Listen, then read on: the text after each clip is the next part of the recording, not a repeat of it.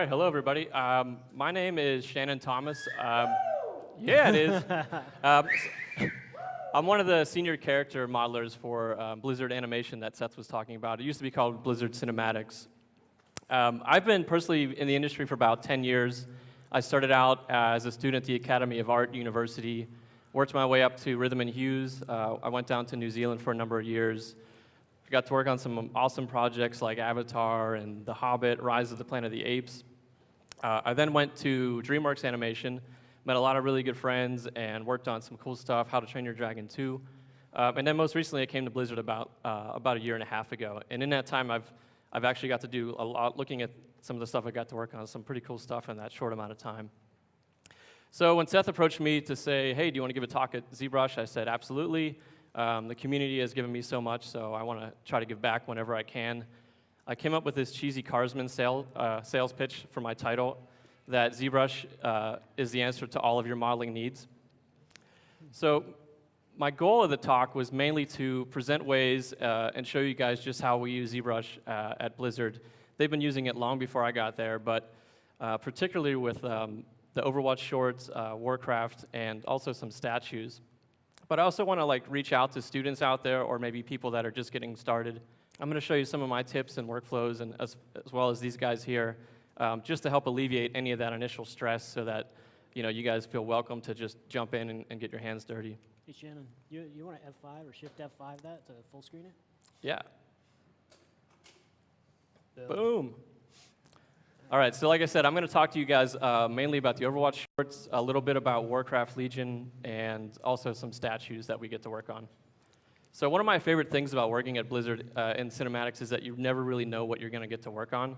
The projects always vary from time to time, and just being an artist, if there are people out there not yet in production, you generally have no idea what you're going to work on. Someone just comes up to you and says, hey, now you're going to start to do this. It's like, okay, cool.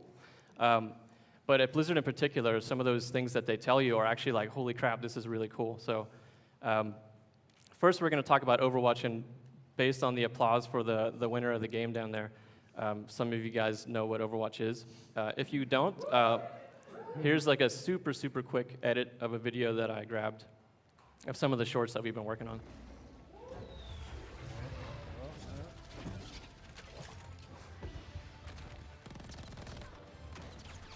That's fine.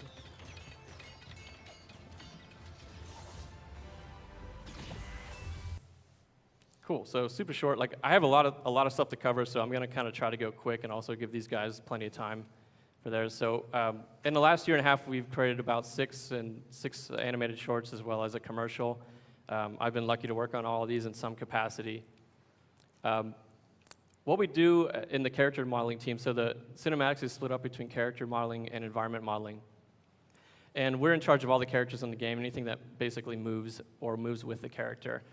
So since Overwatch is already out, there's a game, for all these characters have already been built by the Overwatch game team. Renaud Galland and his amazing team have created the 21 heroes that the game launches with, fully modeled, textured, and they spent a lot of time developing this really awesome visual style for them. So we don't want to reinvent that or spend time trying to plus it up or do anything differently to it. It works, and we're honoring that. So there's two separate approaches that we do with the shorts. If the character already exists in the game, we actually get the game asset from the game team. And then the other approach is if we have characters that don't exist in the game yet, so background characters, maybe a new character that we're introducing, we actually get to create those from scratch. First, I'm going to talk to you guys just about how we handle the game characters. So here's a shot of Matt Taylor's model of Bastion from the game on the screen left, and our model on screen right. So it's pretty close on. We moved the arms out just for rotation for the rig. But myself and Jason Wang worked on converting this asset.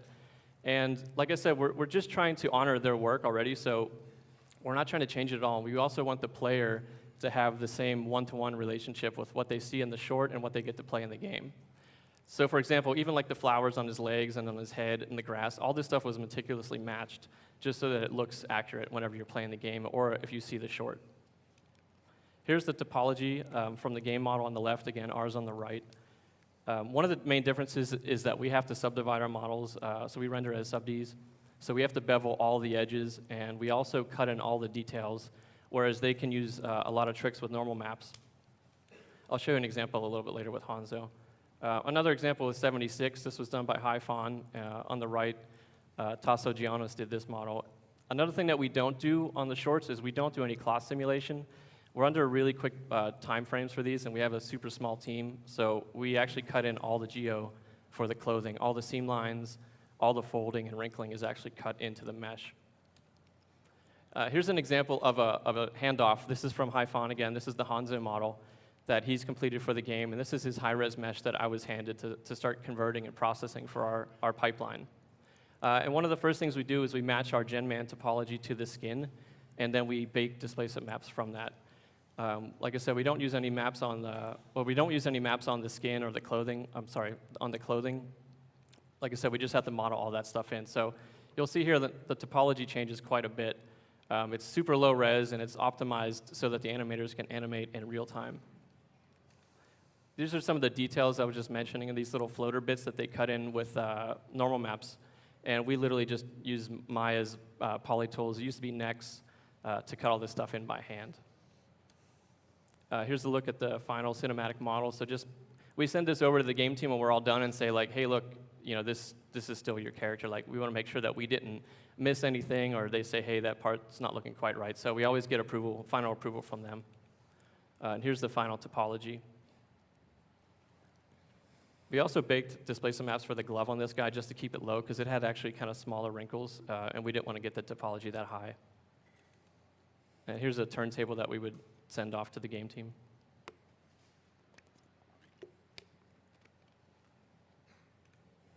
In a shot in the cinematic.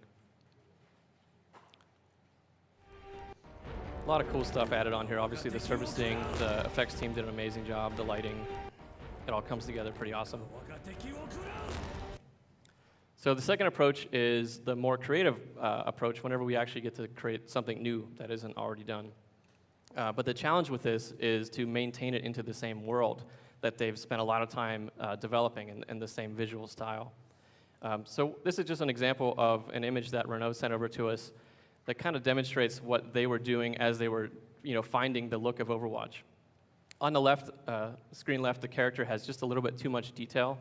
You can see that a lot of the cross-hatching is just kind of going everywhere. There's nowhere really for your eye to rest when you're looking at the image.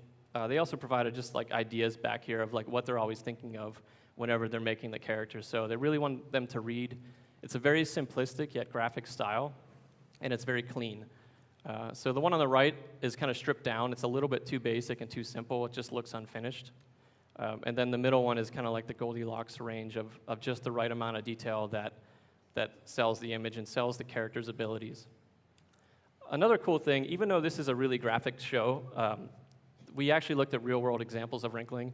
Leyendeckers' book is kind of like the go-to Bible for how we approach wrinkling, and since we don't do any simulations, all this stuff is modeled in. So Renault sent over this guide as well, and it's basically these complementary shapes of these V-shapes that we add in areas of compression.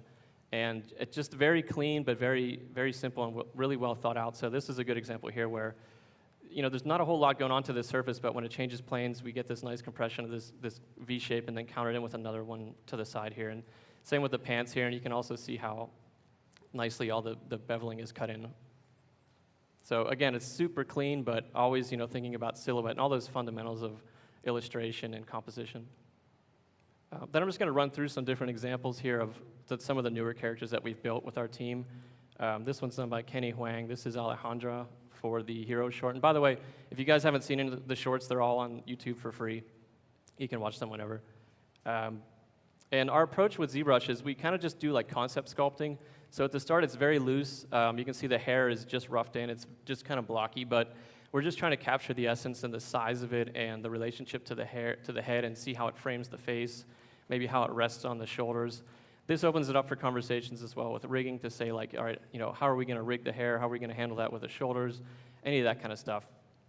We also use Dynamesh quite a bit on the clothing because the wrinkling is always going to be scrutinized by the art directors and such because it is such a part of the style. Since this shirt is very simple, it's very basic, but it's not going to be like 3 of these wrinkles. They might say specifically we just want to have 2. So with Dynamesh, we can always remove things, add things, change directions of them if they want.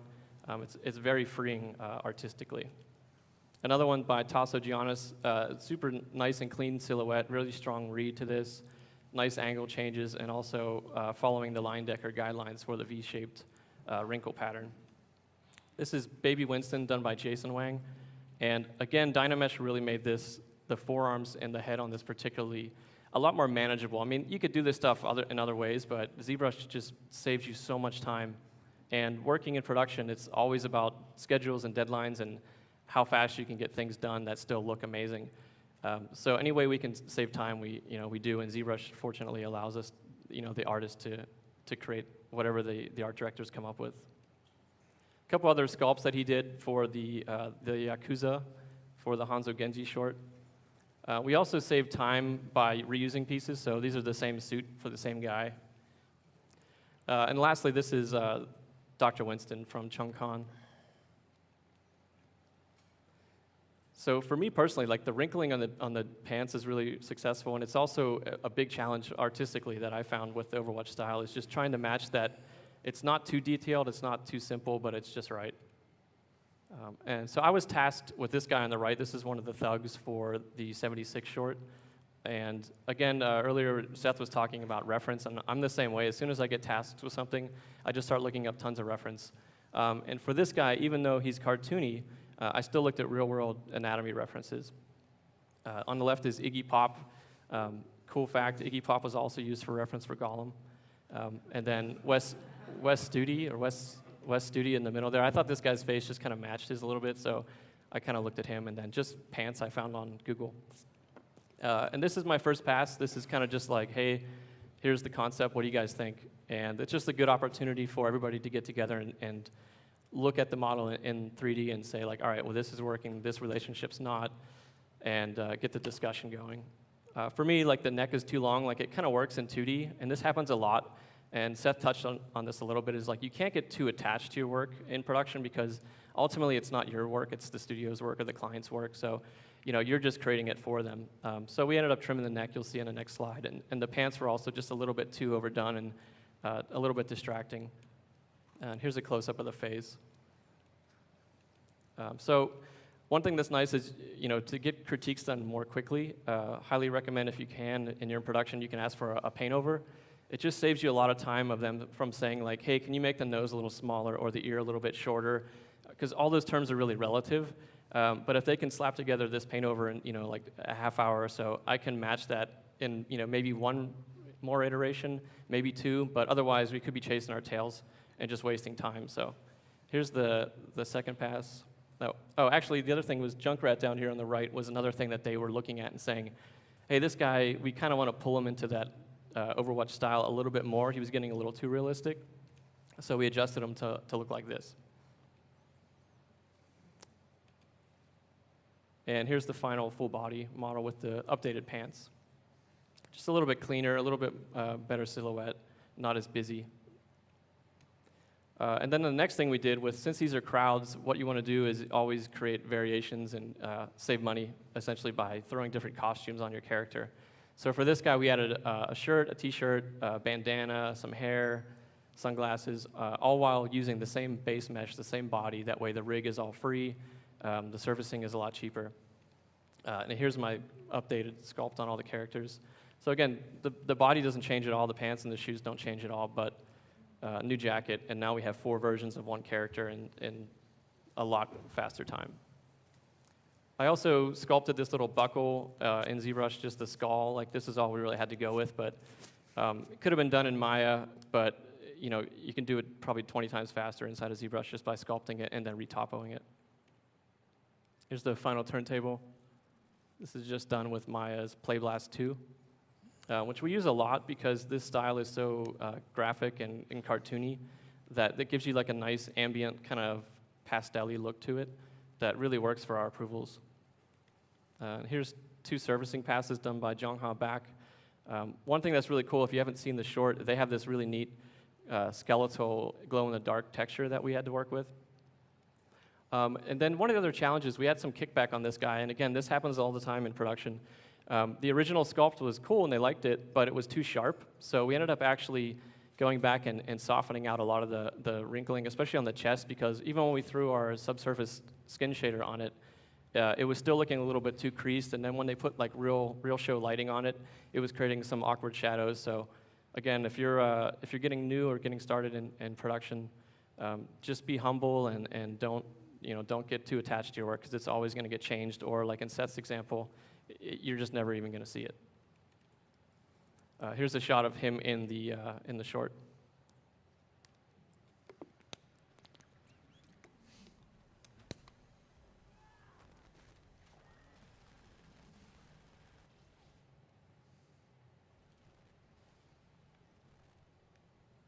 So if you're clever, you spotted 3 versions of that guy in that little bit. So there's actually one more right here, and there was one earlier. Next, I'm going to talk to you guys a little bit about Warcraft. I did get to work briefly on the Legion cinematic. It was pretty much wrapping up whenever I got started. But I was tasked with one thing, which is actually pretty fun to work on. So this is the Inferno from Warcraft. And I thought this was neat to show because we were just talking about how with Overwatch, we're really honoring the look of the game characters one-to-one. Like, we're really matching it. Whereas the style of these different shows versus the game is different. So our Warcraft cinematics are always hyper-realistic versus the game, which is a little bit more stylized. So we actually push this a lot further to make it more realistic. Now, in this case, we had a concept sculpt already done by Alvaro, and this kind of like captured the look of the concept that they liked. This is all just like Dynamesh Dirty Geo. The mesh was actually remodeled again, based off of this by Kenson Yu and Kenny Wang. This happens again a lot. Like I said, we have a really, really small team, so it's super, super collaborative. One day you're working on one of your own things, the next day you're helping somebody out with theirs. It's really a lot of back and forth. So another tip for beginners out there is just being able to work with other people really well. It'll help you have a long career. 15? Perfect. So I actually, like I said, Alvaro did this guy. I didn't, but I got to do this cool lava green glowy effect that he did with effects. And whenever you get kicked off on a character, you kind of rattle through your Rolodex of like, okay, what am I going to use to make this guy look the best in the fastest amount of time? And for this guy, since I had his mesh already, I just did a quick reduction of all the different pieces so that I could work on them a lot more freely.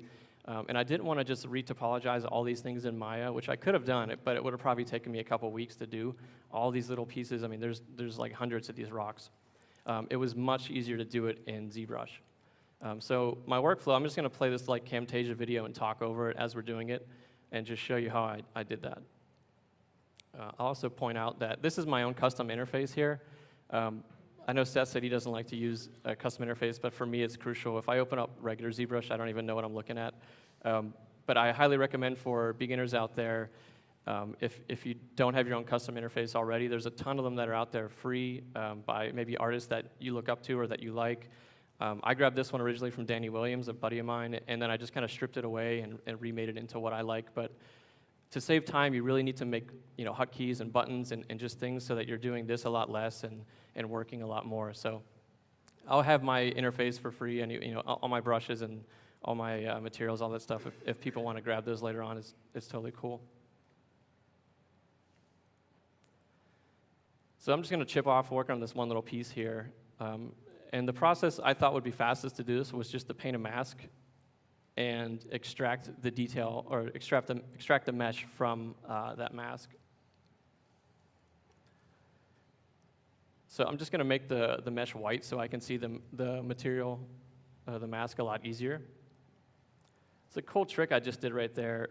I actually got this from Tasso. If you ever have a model and you're trying to rotate it around in ZBrush and the pivot isn't really where you want it and it's kind of floating out in world space, paint a quick mask on your mesh and it'll actually lock the pivot to that, and then you can rotate it around directly from there. So I just make this guy white so I can see it, and then I'm just painting into the cavities and the crevices of where I think the green lava would actually live. So I'm kind of following all those little cracks. For demo purposes, I kind of just wing it, and I'm just kind of doing this pretty quickly. I'm also working off the reference that they have, so I'm literally matching like the lines exactly where they wanted them and how they think they should flow. The other thing I do is I hit Control-Alt to make the mask sharper, just to give it a little bit of a tighter read. You can see it looks like it just gets darker, but that's all that's happening. And then once I have this kind of happily to where I like it, I skipped to the next video on accident. Just give me 1 second here.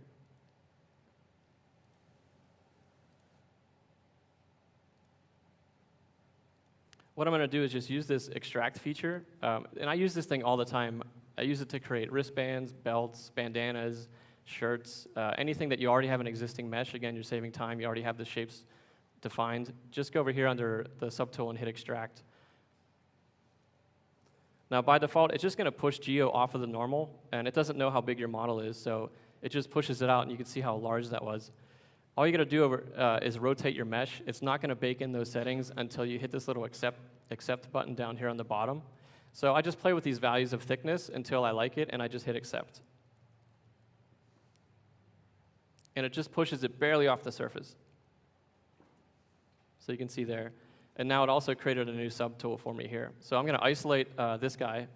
And I only need it to be a single-sided object, because Effects is just going to use that as an emitter. And I just shift-click this guy, and I have a delete hidden button here.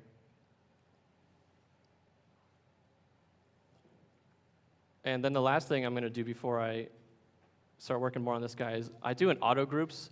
And what that's going to do is sometimes when I paint a mask, I accidentally paint somewhere I didn't intend to, and there's like tiny little like 3 polygon or 2 polygon pieces floating out in world space that I don't want to deal with. So I just auto group everything, and I just reshift my main piece, and I just do another delete hidden. And that makes sure that I only have one mesh. So I'm just going to unhide my original rock so I can start working these 2 pieces together. What's cool, too, is it actually retains your mask. So if you wanted to go back and change it, you have that available. So I'm just going to bring the colors back so I can work off of the 2 shapes a little bit easier. And then, honestly, I just use the standard brush inside of ZBrush, and I just chisel away these edges. Because it's super basic right now, it looks all consistent, but that's really just to get me something to start playing with. And then I just go back and forth with my reference and what I think is going to look visually interesting, and work rock by rock, piece by piece, all the way through this mesh. So like I said, I could have done this by hand in Maya. Probably would have taken 2 weeks. I think I was able to do this guy in like a day.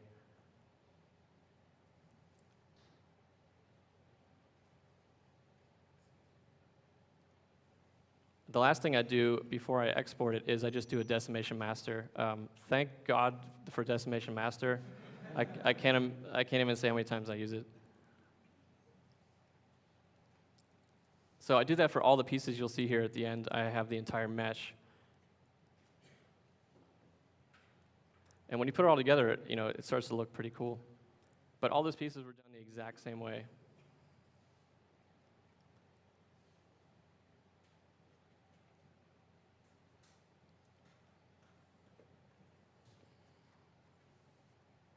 Here's just a turntable.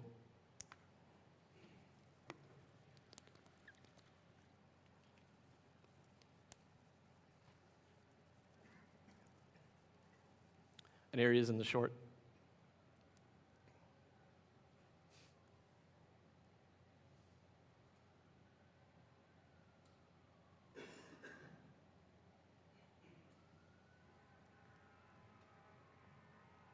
I think we actually had to go back and add some to his feet because at last like 2 frames you see his feet. And then the last thing I want to talk about are some of the statues that we get to work on. And again, it's super cool. Like they just come up and say, hey, we're going to work on statues. Do you want to work on this crown or this BlizzCon statue? It's like, heck yeah.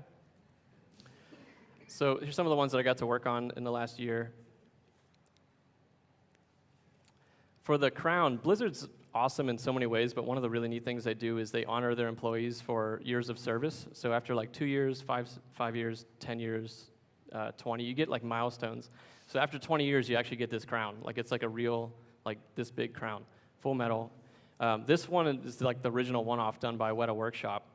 And we wanted to recreate another one of these so that we could give them to the new people that hit 20 years. We couldn't just easily replicate what they did because it's just too much, it's too expensive, and we needed to like mass produce a few of these. So we did it digitally. We had the original model, and then I just used ZBrush to add all the detail and then do like the keying of the object. So because there's so much to cover, I'm not really going to talk about keying or how to do 3D printing. There's so many talks or things online, classes you can watch on how to do that. But the basic premise is to think of it like an onion or like a G.I. Joe toy and work your way out to in. So on this guy, there was the gem, and then the holder of the gem, and then the piece for the nose. So you can see how we cut it up down here. And I worked with Brian Fay on this to do like the keying so that we could get all this stuff working out. And just the same way that Seth did the well where he cut the hole in, that's the same approach I use for the keying of this, so that you add a key to this shape and you add a negative to this shape so they snap in together. The other thing that was neat for this, we actually were in talks with the vendor, and I highly recommend this if you're sending your stuff off for 3D printing. It's a cool workflow where you guys can kind of collaborate. I'm not sure with the monitor, you can see like the little ruffled detail here that we like matched based on the original. All this was just done with noise, like the noise filters, and a little bit of, tiny bit of sculpting, but mostly just noise. I just add all this stuff on a layer, each one of them, so there's like fine breakup. You can see I'll just toggle through. Like, you can almost not see it, but it just kind of slightly breaks the surface a little bit. And like the secondary level, tertiary level, basically just getting it. And I was sitting with Nick at my desk and just sliding it like, is this good? Is that good? Do you want this? Do you want that? And then you find the right thing that he likes. But then we send this file to the actual printing company, and then if they print it and it's like, you know what, those details that look good in 3D aren't actually coming out in the mesh, we can just bump them up on a layer. So that saved a lot of time. Yes. Okay. This one was a tracer statue that there's a collectible for this guy already done, but we redid this for, I think it was PAX East or one of the conventions. And shout out to Effects Deco. They actually created these large scale ones, but it was the same approach. We took the model and we essentially keyed it. We repositioned it into how they liked it. But one of the neat things that I wanted to bring up with doing collectibles or your own 3D printing or statues is you always have to worry about balance. And the original pose was awesome for her, but we realized that she's just going to fall over or break. So adding this teleport beam, gave her a second leg. Oh, that video is not going to play, but just for time's sake, I'm just going to move forward. But also, same approach for the Winston. Now, Arthas, this was one of the best things I got to work on. This is freaking nuts. This thing is 14 feet tall, it's 4,000 pounds, and it's real bronze. The way this was done was we had the model, and we said, all right, how are we going to do this? So we all got together, we figured there's a couple steps that we're going to have to do. So we're going to have to pose the model, we're going to have to sculpt some detail, we're going to have to do the fur and the chainmail, and again, keying the mesh, the same process. So our goal actually wasn't to create that at Blizzard. That was done by Steve Wang and his insane team. But we created the template, this model, that they could 3D print and use as a guide.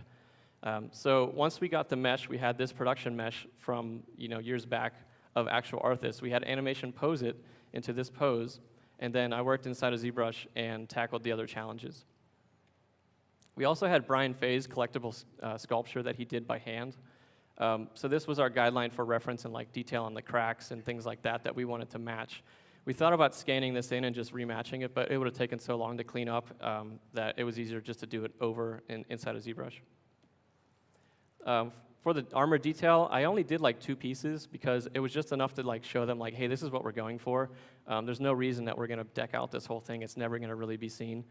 But for this guy, again, I like to use, I'll show you at the end, just like, I use about 8 brushes for everything that I do, and they're all pretty much standard. I mask out all these little bevel details, and I just push it down, and Damien Standard, a lot of noise, H-polish, and again, shout out to ZBrush's awesome shaders. Like, they actually had a bronze shader, which for this was perfect. For the legs and the fur, I just created some insert meshes. I didn't want to have to sculpt every single little curve, so I just did these brushes here, and then I just dropped those in along the leggings, and then re-dynameshed them together, re-sculpted them so they all didn't look exactly the same. And then for the chainmail, I wanted to shout out to Joseph Drust, who I just met for the first time, but I used his videos years ago to help learn some things in ZBrush, but I used them actually on this as well to create the chainmail. So I thought that was what's really cool about this whole thing in ZBrush and the community is just how collaborative it is, even maybe when you don't know it. Like Michael's going to talk a little bit later, and he's done all these amazing brushes that I'm sure most people in production have seen or used. I just really like that about this community in general. But again, I'm not going to go over how to do this. There's videos that Joseph's online and also a lot of others of how to do chainmail. But I used it just to give them the right scale of what they wanted them to be for the Arthas. And again, here just showing the same keying. Here's the final turntable that we submitted. The other thing regarding balance, again, we actually tied the cape into the base just to give it extra support, because it is going to be 4,000 pounds. So here's the 3D print. This I actually grabbed offline. There's a really cool making a video of this thing on YouTube from Steve Wang's company of how they did it. Highly recommend you watch it. It's awesome. And here's a few images I grabbed of them just putting it together. You can really see how the scale of this thing was off the chain.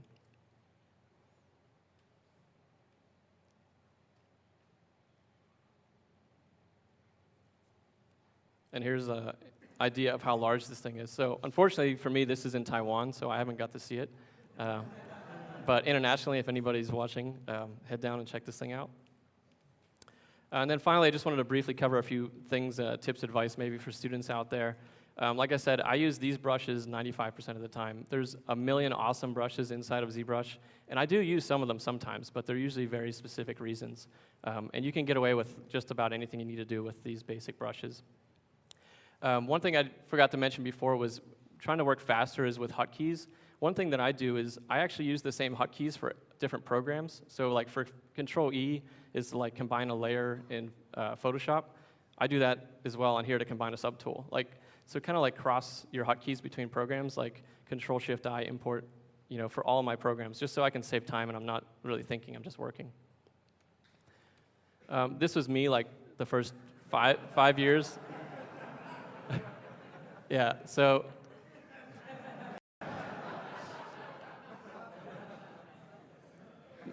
this is actually from my old instructor, Tarek, who posted this, and he taught me, so it's pretty funny to see him doing this. But if you're just getting started, honestly, for myself personally, I was working for about 5 years, maybe 6 or 7 years before I came back to the States. And in that time, I was using another sculpting program primarily. And I kind of had to relearn ZBrush. I used it back in '03 when I was in school, when it was coming out, and we were all excited about it. But I kind of let go of it for a while, and I needed to relearn it essentially. And for me, even after working all that time, it honestly took me about 2 months, 3 months maybe, to actually get comfortable where I'm like, all right, I don't have to freak out when I open it and think about what am I trying to do. So just stick with it. It's like playing guitar or anything else. It just takes time. But I want to just leave you guys with a few pro tips. I asked some of my other friends in the industry from other studios, these are mainly character modelers, of what would you tell beginners? The main thing they all said was anatomy. As a character artist, you have to master anatomy, whether you're using ZBrush or pencil or clay. There's no way of getting around it. You have to know your anatomy. The other big one they said was, which I totally agree on, and Seth even said it, is work low and then slowly add levels as you need them. Don't just go in there and hit Control-D and subdivide everything to 2 million polygons, because you end up with a lumpy model. Just start out really low. Even when you're dynameshing, start really low. Just try to establish your form and your silhouette. Mask by polygroups is my go-to, but polygrouping in general is one of the things that ZBrush created that changed my workflow and really enables me to work a lot faster. And you could see just in Seth's thing too, he used polygrouping a lot. The other thing is, like I said, customize your UI. You can have mine, you can grab other people's, but one thing I did was I looked for things that they were doing that I didn't know what they were. And I was like, if this is as important for them to have a button for it, maybe I should look at what it is. And a lot of the things you can reverse engineer in ZBrush. If you hit Alt-click, it'll actually open up the tool window and show you where it is. It doesn't do it on all of them, I found out, but on a lot of them it actually does. But it's a cool way that you might be able to find something that you like or can add into your own workflow. And then I also use a lot of shaders, maybe 6 or 7, that I kind of bounce back and forth on, because as you're working on your model, you kind of your eyes get trained to seeing it, and I think you kind of sometimes don't see the mistakes or don't see it as fresh after working on it for 6, 8 hours or 4 or 5 days. So I changed my shaders quite a bit just to help see the forms a little bit differently. And that pretty much wraps up my talk. I just wanted to give a shout out to Pixelogic, everyone at Blizzard, specifically the art department at Overwatch, Bill Petras, Arnold Sang, Renaud Galland and their team, all of Blizzard Cinematics, my family, some of my friends are here, my wife, and all the awesome instructors that I've had through the years. Cool.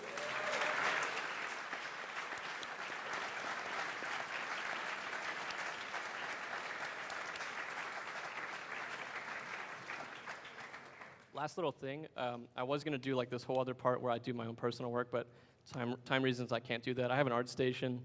I have an email. You can contact me. I also teach on the side if you guys want to look me up. But up next, we're going to have Bird do a live demo.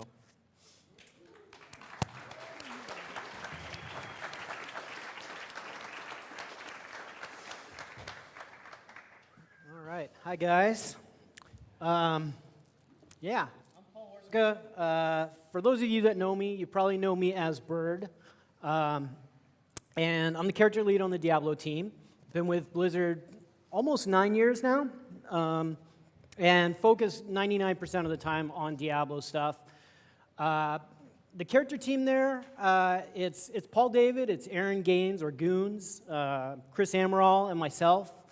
And I want to give a shout out to Goons and Amaral for contributing some of the images. I'm going to put some stuff up here in a second. This is primarily going to be a live demo. Could go terribly wrong because we're going to start with a sphere and we're going to see where we land. But I brought this model here, actually. I'll pop that up. This is kind of the same process. We're just going to build a bust. So, yeah, Amaral and Goons contributed a bunch of this art. Get this, if we can close this guy. There we go. So, so I've got a little slideshow here. Some context for these images here. I was thinking about it, I was thinking, man, I could grab a bunch of like beautiful, like get a bunch of great renders here and bring out a bunch of stuff and really kind of show off like, hey, here's some beautiful art. But what I thought would be maybe a little cooler, because I think the people in this crowd and the people who are probably online watching are a little more interested in seeing kind of how do you get from A to B. I apologize for the graphic nudity. It's pretty graphic. But I thought it would be kind of cool to pull this stuff directly out of our character sync folders. So this is the stuff we look at on our dailies, like as we're working on things. And so you kind of see like, you know, like if you've ever wondered like, hey, how does a sausage get made? Here it is. Like this is kind of everything with all the warts and bumps. And I just think it's kind of cool because you don't get to see that from Blizzard very often. So we've been using ZBrush now since about 2008, and we don't use it on everything. We use it definitely on all the monsters and stuff, or a lot of the monsters, the meaty stuff, or a lot of the organic armor.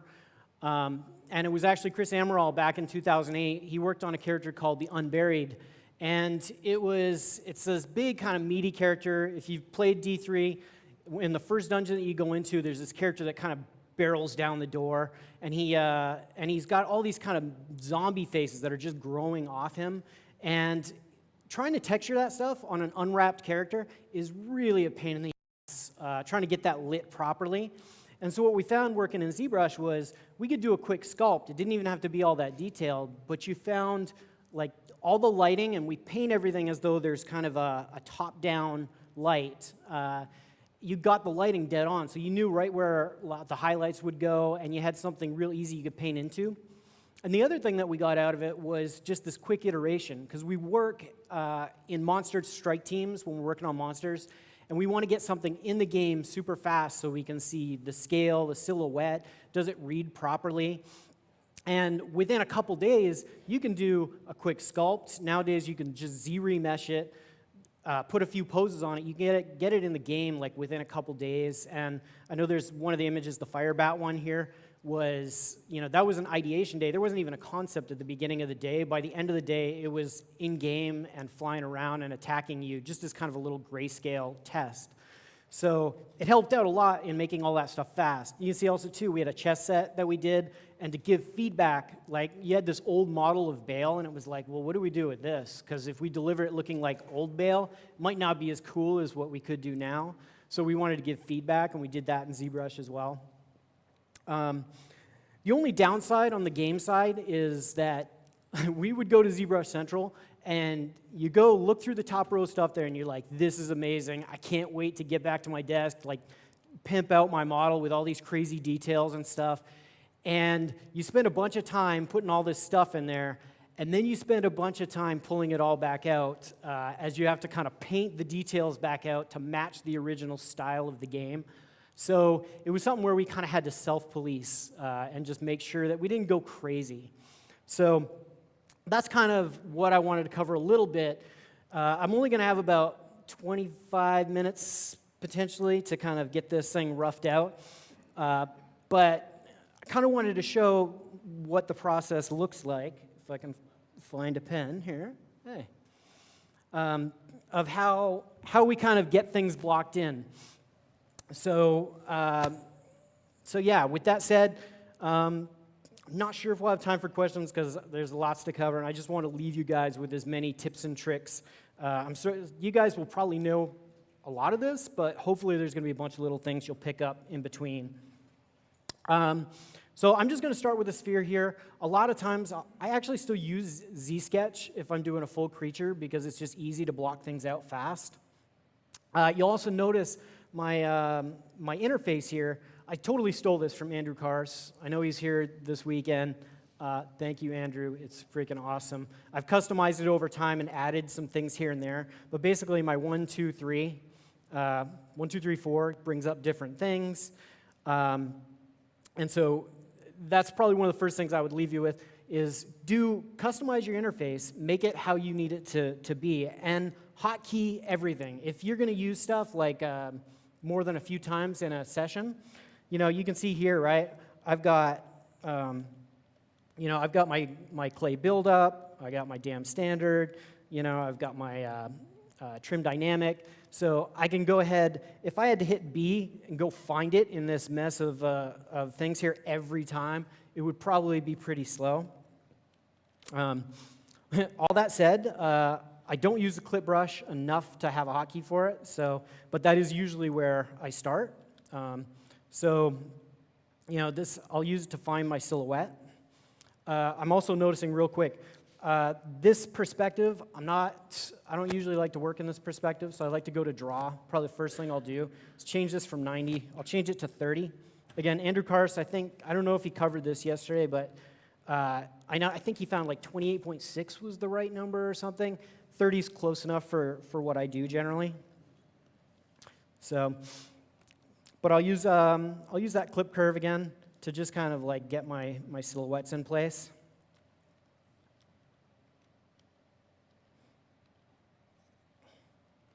And then you'll notice here I'm in Dynamesh. One thing to note about my workflow anyways, I turn off project. It keeps things a little bit crunchier, but they Dynamesh like much faster because it's not trying to project all my details back.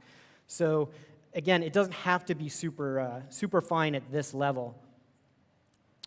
I use trim dynamic here to kind of cut big planes in.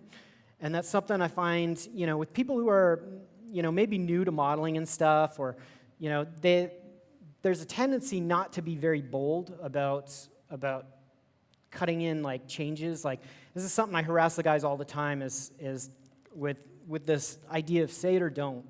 I want you to go in there, and if you're gonna cut something in, like just do it or don't. Like don't land with a visual mumble. You want to be bold about stuff.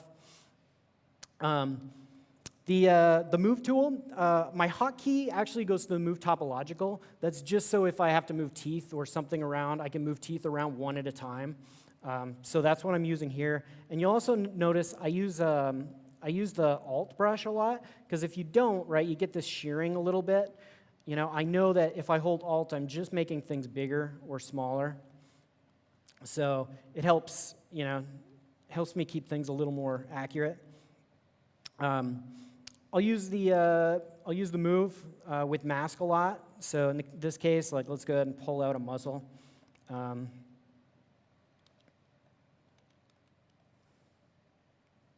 of just pull that out. So I'm Dynameshing all the time as I'm working. And you'll notice too, I have this set to 128. For this size, and this is something, it's total personal preference. It's up to you. But I find, like, this is what my mesh looks like when I'm working, when I'm roughing things out. This keeps me honest because I can't get too detailed, but it gives me enough geo to kind of do some of the things that I want to do. So, again, I'm pimping out Andrew's stuff a lot, but he's got a special smooth brush here that's pretty awesome. I use clay buildup a lot to kind of, it's just obviously like adding clay, but to kind of get some of these forms in here. And then again, just cleaning it up. So if you've got big, bold shapes, it makes it much easier when you go in there to start to detail things out. I might go ahead, I'll use the slash brush. I have a version of the slash brush that I just go ahead and it's just, I think it's a little less strong than the regular slash. We'll go ahead and pull this down here. The slash brush I also use as almost like a pencil when I'm trying to plan, right? Because we don't have an actual concept here, so we're kind of designing on the fly. So we might come in here, and I'm just going to kind of rough out. Okay, I know I want some eyes here. I might go ahead. I'll pop in a nose here, and it's just like it's almost like drawing on the surface, so that I'm just doing my planning as I go.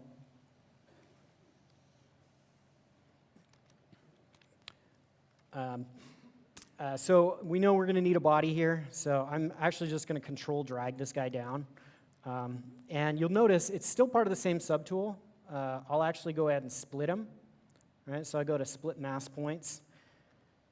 And a kind of interesting thing about doing something like this, it's worth noting, is like as you start to define like a design language, like there's certain shapes that are starting to do things as far as like S curves and C curves here. It's like by duping this object out, I actually have something that I can work into that has a little bit of that as well. So even though I'm going to change it a lot, like some of that is just kind of ingrained. And like Shannon said, he mentioned earlier, it's like, master your anatomy. It's something, obviously, like, even if you're making monsters and demons and stuff like that, the thing about it is, a lot of this stuff is based off of human, human stuff. Like even if you're going to move like a certain muscle down to another spot of the body, it's good to know kind of what's there. Like we know that, right, the neck is kind of a cylinder, right? But then you also know, right, you've got the sternocleidomastoid, like, is going to come down here. It's going to plug in kind of on that notch behind the ear. It might go ahead, like, down here at the bottom, it usually kind of fans off. The important part is to, all the bones that it's connecting to, right? You got a clavicle. We'll go ahead and pop that in there. We know, we're going to go ahead and pull the delts out.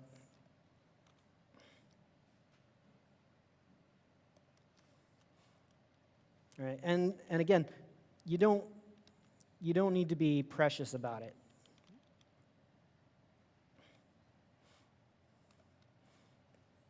Because again, you can dynamesh this whole time, right? But we've got the traps. We know the traps kind of come down to the scapula back here. We might even put that 7 cervical, like that, just that little bit of a notch back here. I'll just get a little bit of the barrel of the chest because this is just going to be a bust, but stuff to kind of connect properly.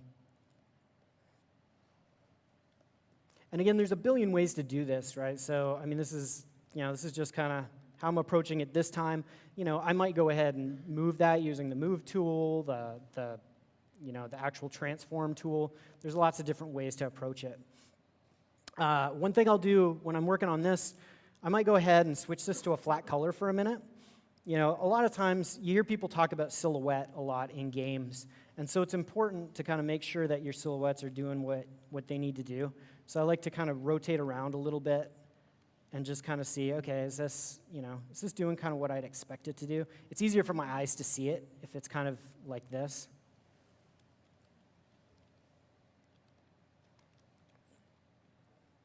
So, and then the other thing is, because this is a separate subtool now, I can go ahead and go in here and I can say, okay, Do I want to scale these things? Like, is this guy a big, huge guy? Is he a little skinny guy? Like, I can make those big, broad changes. And, I kind of have a skull shape here that I don't want to mess up. So I can change that stuff and not worry about, am I going to screw things up? I'm going to go ahead. I know I'm going to want to put some ears on this guy. So, I might just kind of go, okay, yeah, there you go. That's right where it needs to be. And I'll go ahead and I'll mask. And like Shannon was showing the extract earlier, I'm going to go ahead, extract it, accept it. Always remember to clear your mask. And when you select the new object, you'll notice too, I alt-tap on my sub-objects to get between them. The other thing is if you have at least 3 objects, you just hit N and it'll pull up a list and you can pop between the different objects that way as well. But when you extract, always remember, clear your mask, turn on your symmetry. I always forget to turn on my symmetry and then I have to go back and fix my stuff. So it's kind of helpful. Again, I'm going to need to turn back on my Dynamesh for this guy. The move elastic is the other move that I use a lot. And so you can see, I can go ahead, you can pull this stuff out. It's hard to explain. I don't know, I'm sure somebody can explain it, but it's hard to explain exactly what it's doing, but it almost feels like it's keeping a little bit of the volume with it when I pull it, and you can almost shake out shapes, which is kind of handy. So I'm going to pull this out. Again, because this is a separate subtool, and this is how I like to work because I can make big, broad changes. If I hit 0, I can hide everything except for what I'm working on, which allows me to get in behind the ears. You'll also notice I got my backface mask up here because I use that on almost every brush. In fact, the only brush I don't usually use it on is inflate because you're usually trying to balloon something out. All right. So ears are a funny thing. There's a lot of people who, they're like, oh, ears are so complicated to make. And, yeah, there's a lot of complex shapes. The cool thing about making monster ears, if you're not doing a likeness, honestly, nobody's going to look, as long as there's the helix, the anti-helix, the tragus, there's all the bits and pieces of it. But as long as you have the general shapes of that stuff in there, you can just go to town, and nobody's ever going to go, oh, that looks wrong. Hopefully. It just needs kind of the impression of those things, and you can go for, just a cool design, look for those repeating shapes. All right. So pull this guy back here. I'm actually going to pull in the skull a little bit. All right. And then since being with the Diablo team, I think it'd be silly if we didn't put some horns on this guy, so let's go ahead. I use curved tubes as my kind of go-to for horns. And so I'll just drag it out here. One thing to note about this, the size will kind of resize to the size of your brush. So, if you don't have it in the right spot, you can do that super quick. This is pretty beautiful. I'm going to go ahead and split this guy. Again, split by mask. And you'll notice when I work on this stuff, I actually... I don't Dynamesh this until I'm ready to get a little tighter on it because it deforms nice and consistently when it's still like this, when the geo looks like this. And when I'm doing this sort of stuff as well, I'm kind of like, sometimes people kind of make the horns go up or down or forward. Well, the thing is, especially in the world of Diablo, horns look best when they're moving on every axis. So, I try to make sure that there's a little bit of movement all the way across. So, right, we've got a little bit of up and down. This is one of those cases I'm using the move elastic as well to kind of get it in place because it kind of shakes out, kind of neat. I'll move back and forth between the regular move and the move elastic. So I try to get a little bit of movement on every single axis. It just feels more natural. It's kind of fun. Like it's just makes for a cooler design. The other thing I'm looking at too is I could go ahead and, I could have put the high point right in the middle, but the thing is you want a sense of like speeding up and slowing down just in terms of design. So I'm looking for opportunities to kind of push that off to the side because it gives it's got a slow give and then it speeds up. You've got the sense of movement. Now I'm not going to have time to detail out these horns a whole bunch. If you guys are interested in how to detail horns, I know the super talented Caden Calloway's got an awesome Gumroad on how to make great horns. I highly recommend checking it out. I will, though, want to make sure that these things feel like they insert. And this is something, some people miss these sorts of things, but think about this, right? Like if you have, like a power outlet, like it doesn't just plug into the wall, it plugs into a socket that plugs into the wall. Or if you've ever looked at like a comic book that has really badly drawn like windows and stuff, well, they usually look that way because people just drew a square, right? It's like, oh yeah, windows, they look like a square. But if you actually look at a window, and this gets back to actually Seth's point earlier this morning, like look at your reference. Windows, you would have to draw the inside line, the outside line.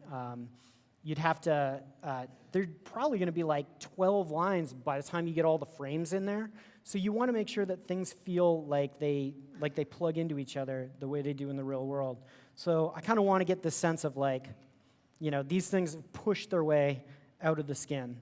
And I'm just kind of using the standard and inflate and stuff to kind of like just get that pushed out. So I'm going to drop some eyes in this guy real fast here.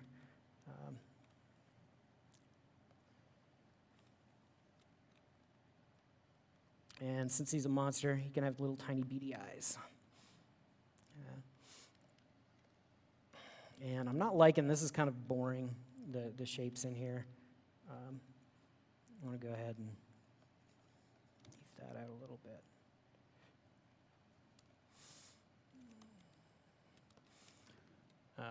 I usually, when I'm just adding eyes like that, I'm probably just going to go ahead and grab a sphere.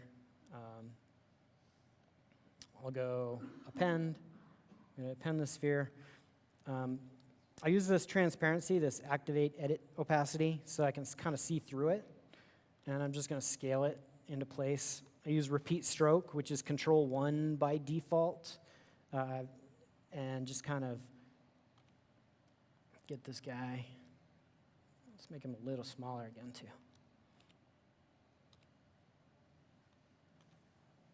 Kind of get him in place.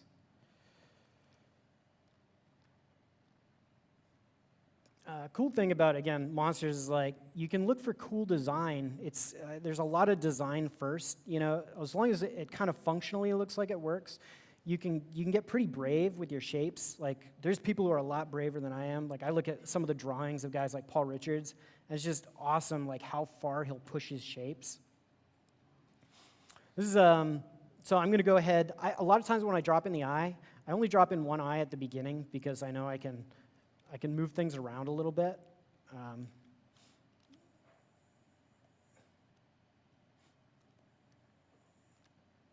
I can kind of see what's happening underneath.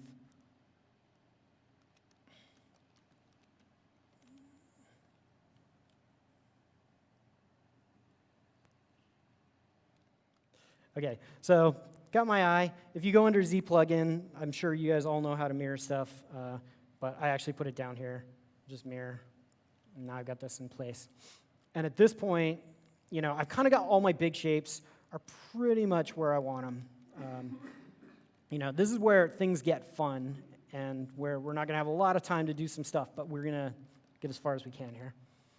I'm going to move, just keep this nice and clean. I'm moving my horns and my eyes to the top. And then I'm going to take this, and I'm going to go ahead and let's merge it down.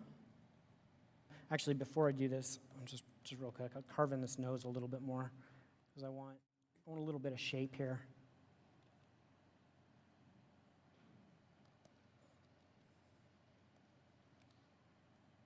So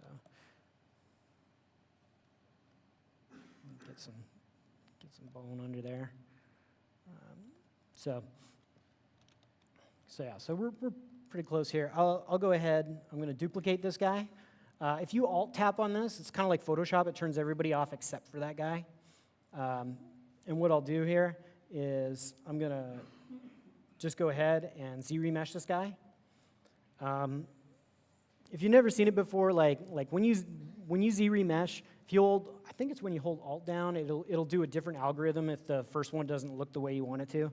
It's sometimes a good way to test it. And you can see, now we got a pretty clean mesh to go ahead and sculpt.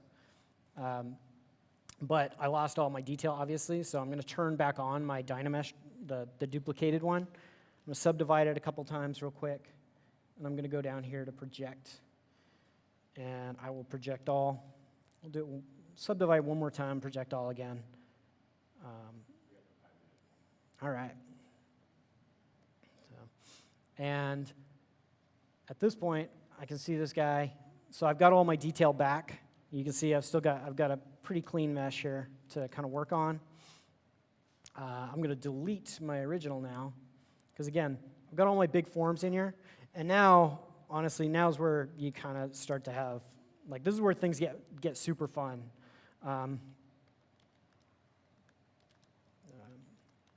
So if you hold Alt when you're doing the hard polish, it does. Let's see here. Actually, let me polygroup this guy here. I'm just going to group this guy all together so he's working right. It kind of pushes out like this.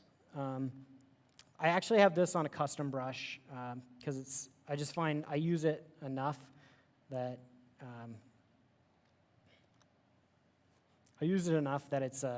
it's handy to have on a separate brush.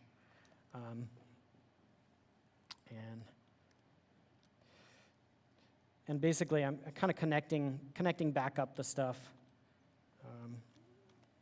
from before. I should have made sure I polygrouped this guy before I subdivided him, because he's got these hard edges. There's a great book actually by Lantieri on sculpting, and it's physical, like real world sculpting, where he talks about kind of this connection point, how these things pick up that light in between, like when you got two big shapes that connect together. It's definitely worth checking out. I think it's Edward Lantieri. So, and this is where I would go in, and I'd go ahead, and I'm going in with the slash brush now, right? And now I can really kind of carve in, where I want these little details. How are we doing time-wise? 4 minutes. All right.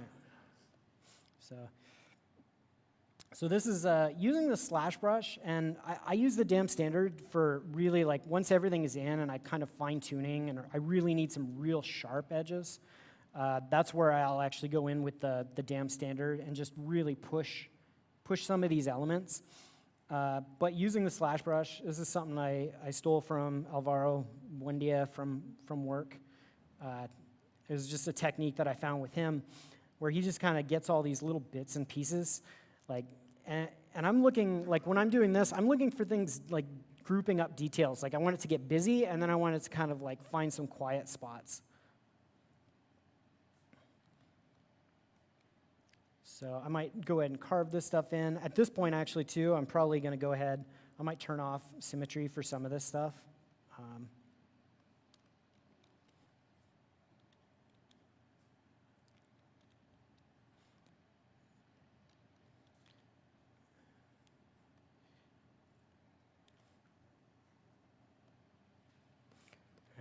And when you carve this stuff out, actually where it starts to, I feel like it starts to actually look really pretty kind of cool, is when you come back in with that inflate brush on top of stuff. And it starts, I usually, in this case, because I want the skin to kind of feel like it's got weight, I usually kind of emphasize the top sides of stuff so that it kind of pushes down. I try not to hit the undersides of those things as much.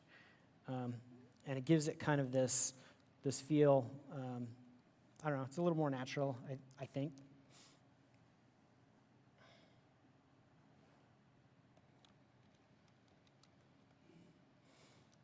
He's kind of got a blank stare on his face right now. Make him a little meaner.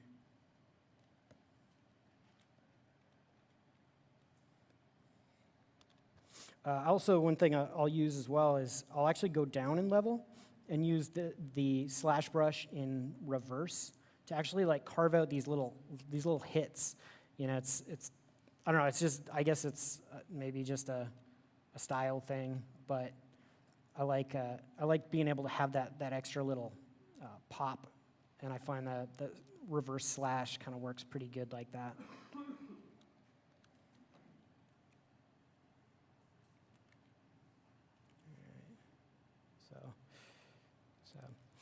Anyways, I could probably keep going on this forever, but I do want to just kind of show you. This is the process that I'll do for most characters when I'm blocking them out in ZBrush. And what I will do is I'll take them a little bit further. So like the other night, I did a dry run of this because I was like, man, what can I get done in 25 minutes? Let's find out. And then I started putting on movies, and I kept messing with stuff.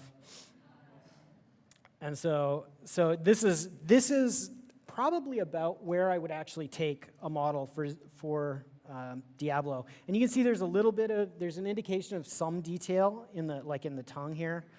But you'll notice like there's not really pores.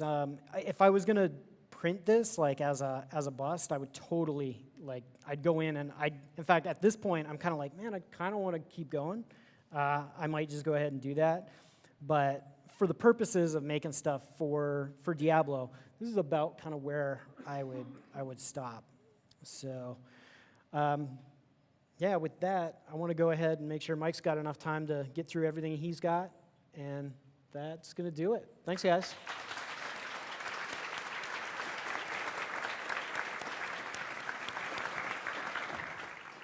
All right, so welcome, guys. My name is Michael Vicente. I'm a 3D senior environment artist on the Heroes of the Storm team at Blizzard. Some of you may know me online as Orb. Thanks. Calm down. That's a good welcoming. That's cool. All right. So I released a brush called the Orb Cracks a pretty long time ago. It was a brush that I made for like making beveled cracks on like rocks and mostly organic stuff for stylized assets. And the brush got pretty successful. Like I've seen a lot of stuff using this brush online, even like realistic stuff. So it's pretty amazing. And recently I released just my entire brush pack. So this is the brushes that I use at work every day. I really didn't explain how I use them, so some of them might be like kind of weird, like it's just a line or stuff like that. But they all have kind of a purpose, and I hope I will make something that kind of explains everything someday. But anyway, they're all on my Gumroad on my website, and they're free, so give it a try. Before I start, I'm gonna just show some stuff that I do like for like personal work, and just to show kind of like the style that I like when I ZBrush. This was kind of a fun project. It was a challenge that I never finished because I was too lazy to finish it. But it was a super cool opportunity to just make cool art, make some concept arts. And so this was supposed to be some kind of like throne challenge, necromancer vibe thing. So yeah, lots of skulls, runes. I love that kind of style. This was supposed to be the book of the necromancer. It was like a library, so lots of books, lots of bookshelves. And this was me just playing with the Unreal, with the bakes, just like placing the stuff. This was actually the BlizzCon 2013, I think, live demo. So it was just me doing like a stylized kind of Deathwing. And it's actually the first time I did a 3D print, so it was very interesting to learn kind of how to make things read for 3D printing. All right, so today I'm going to talk about Heroes of the Storm, specifically about sculpting for game readability. The first half of the talk is going to be more showing some of the works that I did, even like some character work. And the second part is going to be more some kind of rules we have on the team to make things read. And yeah, that's pretty much it. And yeah, also I will hope to have some time to make like a tip at the end that I use a lot. So I'm going to talk about how we translate an IP into heroes when it doesn't come from Heroes of the Storm. So sometimes we have a map like from Diablo, and we have to translate this into the hero style. I'm going to talk about tapering and beveling. This is things that we use a lot, and I'm going to talk a bit about the edge definition. So first of all, what is Heroes of the Storm? So Heroes of the Storm is kind of a unique game because it's a game that where you can play any Blizzard character. So you can see like an Overwatch character here on Heroes. We can really play. This is a good screenshot because it shows like all the heroes against like a boss, and they're all from like different IPs almost.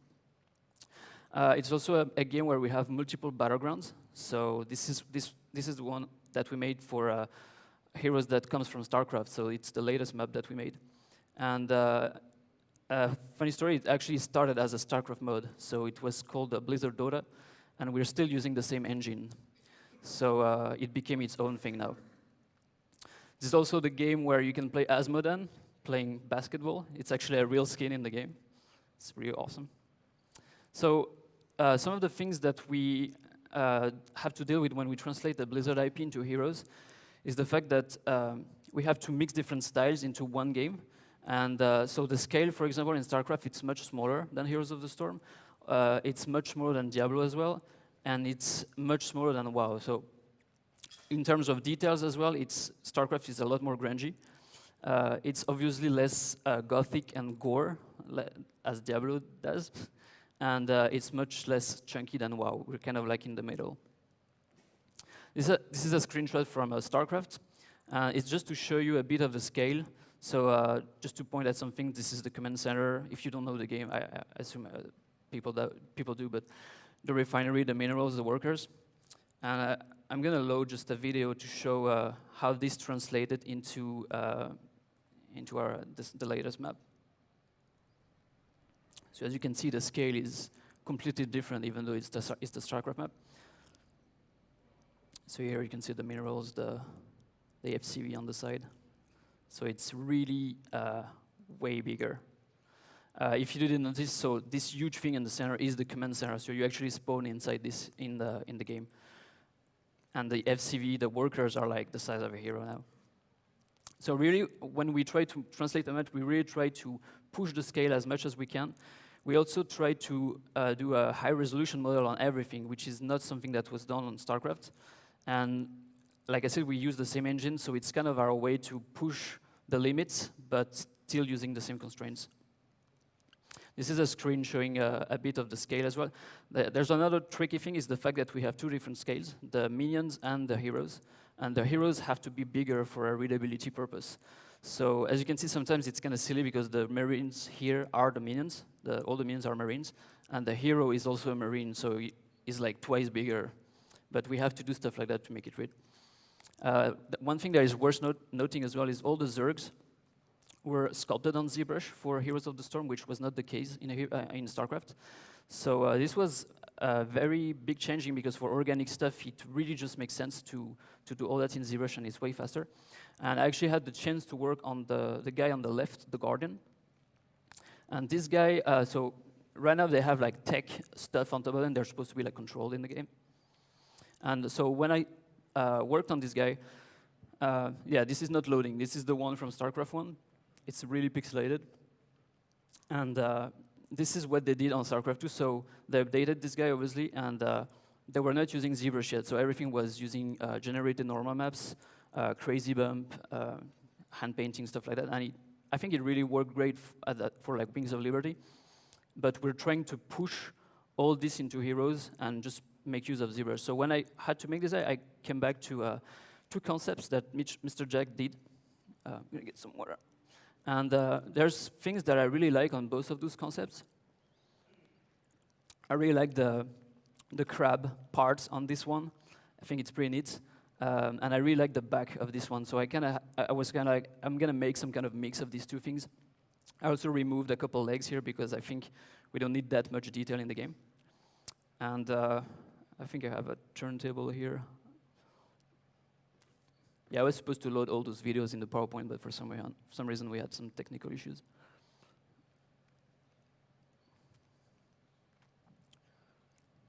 So this is how the final guy turned out.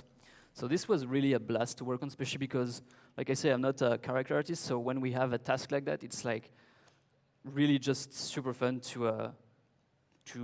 it's a challenge, basically.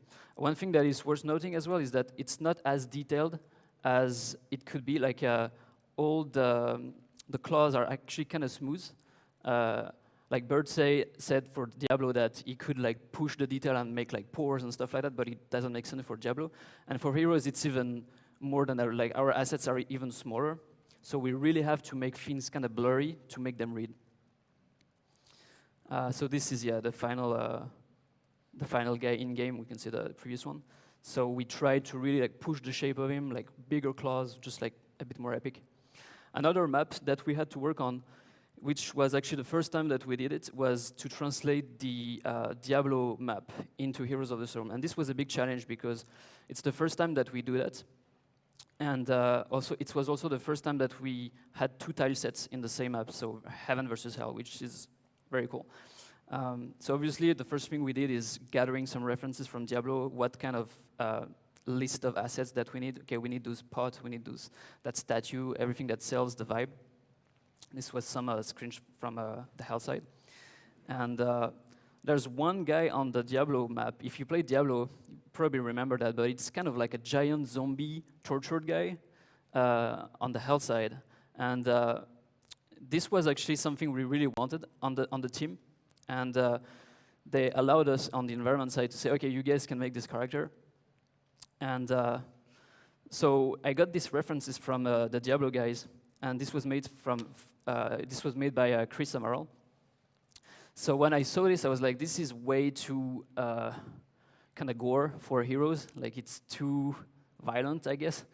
And in Heroes, we can't make something that is so this is like too much for the limit of the game. So also one thing is his head almost looks like a skull. And we have some kind of like rules to avoid that because we have to ship our game in China, and China has very aggressive rules about displaying skulls, displaying violence, things like that. They don't really like that. So it's not a big deal, it's just something that we need to be aware, but we just have to play with it and make sometimes custom variations and things like this. This is actually an example that I had to do for the Raven Lord. So this is the guy I made for King's Crest map. So they were really not liking the fact that this was very gore, and they was like, maybe we need to cut it. But we really wanted it, so the first thing I did is I did a quick paint over, and I removed all the piercing, the nails that he has on his arms, kind of removed the ripped apart lips. This was really a problem. And I even made like a proposition for a stone variation for China, just in case. The cool thing is that they actually approved the second one, so it's good because for production, it was just like one piece for everybody, and everybody was happy. This is me just like gathering some references when I started on it. One thing that I used a lot is the Ecorche from Rafael Grossetti, from his Gumroad. This was super helpful, because like I said, I'm not a character artist, so I need to have a lot of references, see like where the muscles are. And this guy is very skinny, and he's almost like an Ecorche already. So yeah, those references were super useful. And this is just some like work in progress paint overs where I had to make sure everything was always approved. Like, can this guy has shackles? And we're like, yeah, sure, but he needs to be free, so he can move his arms. So things like this. And I actually have a quick video of the latest sculpt. Yeah, this is just how it turned out. And you can see that we actually used helmets to just cover the skull part, so we don't have to show it. And this is just the bake with maps. One thing that I used a lot, actually, if you're wondering how I made all the hammering metal, I actually, like at first I started sculpting it, but it took forever because we had a lot of metal on the hull side. So I just made a brush, hammered metal, and we basically just dragged this alpha on everything that has metal, and it just like saved us a lot of time. Yeah, here is just another example where I just like use this brush everywhere. This is the health side of the starting platform. Another thing that we have to do when we translate a map is we have to come up with a lot of buildings that don't exist in the real IP, such as the core, the keeps, all this. But the thing is, it still has to fit the shape language of the game. It still has to feel like it comes from Diablo. And we used ZBrush to sculpt all those assets, everything. Actually, really, the Diablo map was the first map where we used ZBrush on everything, or at least high poly on everything. And usually we start with some concepts, trying to find all those gameplay assets. And I think I have a quick video showing just how this map turned. It came out pretty cool. So this is how the map turned out in the Heroes of the Storm. So it's a much smaller scale. It's kind of more chunky than Diablo. And this is some of the hell side. Okay. One thing that we do a lot when we make assets for heroes is that we try to taper everything. And this is super important because for a game that is viewed from the top, the shape that reads the best is basically a pyramid, because you can read every face of it. So we try to taper everything we make so it reads the best. And sometimes the design is always helping us because it's already tapered. Like this is the two Fortin keeps on the StarCraft map, and you can see this is perfect for us because we don't have to FFD anything, we don't have to change our assets because the design already sells that tapering. And also about the tapering, we also try to adapt the silhouette to read better. This is actually a Cobra I made for Sky Temple. This is another map on Heroes. And this is the first iteration that I made, where I made this guy like super aggressive in ZBrush. I wanted him to have like a super mean look, like looking down to the player. The problem is when I decimated this guy and imported it in the game, he wasn't reading at all. Like the bottom of his jaw would completely disappear, like we couldn't see it. So it's super easy to fix, but it's just some things we have to do sometimes. So I just tilted his head up. And this is super easy in ZBrush. It takes 2 seconds, and you just decimate again, and you try again, and then until the shape just reads. And also one thing, I used the surface noise to make all the scales, and this was super useful.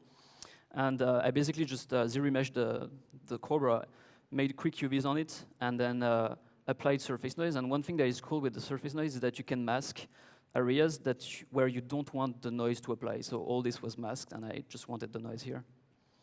I'm just going to show you a quick video of the final Cobra. This is an animation done by Daniel Briggs. It's a tech artist.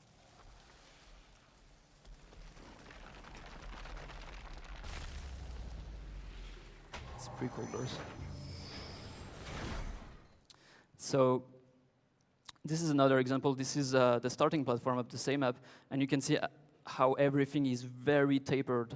Everything, you can even see a bit of the gem on the other side of the wall, but everything has this kind of rule that we apply. All this it's a cylinder, but it's still tapered.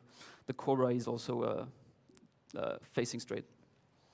And one thing that it's worth mentioning as well is the fact that, like I said, we try to not put too many details, and we even try to have something that is slightly blurry, which can seem weird, but it's super useful for us. And even when we make hard edge stuff in like Max, we actually use ZBrush to import those assets and just apply a polish or an inflate on everything. So like for the keep and fort, we import it, we dynamesh every piece, and it makes everything more blurry, and then we apply an inflate so the edges are at least like 2-3 pixels wide. And this is very important. This is about the edge definition thing that I wanted to bring on, is that if your edges are thicker, they're just going to read better in game because you will catch more of this highlight in the spec. This is an example just showing like this is the original one, and once we apply dynamesh, inflate, even like just smoothing some areas, it looks very simplified and very soft. But this reads great in game. This is just another example. Like we also apply this rule for when we make details. So we try to bevel everything in the game, and this is super important because if you bevel something, you're gonna read the shapes better because you have a dark side, you have a bright side. It just reads the light better. And this is an example showing where I made the bevel way thicker, and I actually dragged it. I actually made the bevel higher as well because of the game angle. And when we zoom out, this just like keeps reading even when the asset is super small. And as you can see here, this edge is like super sharp, and here I completely blurred everything. This is completely blurred, but then you still have this highlight on the edge, and this is super important. This is the edge definition thing.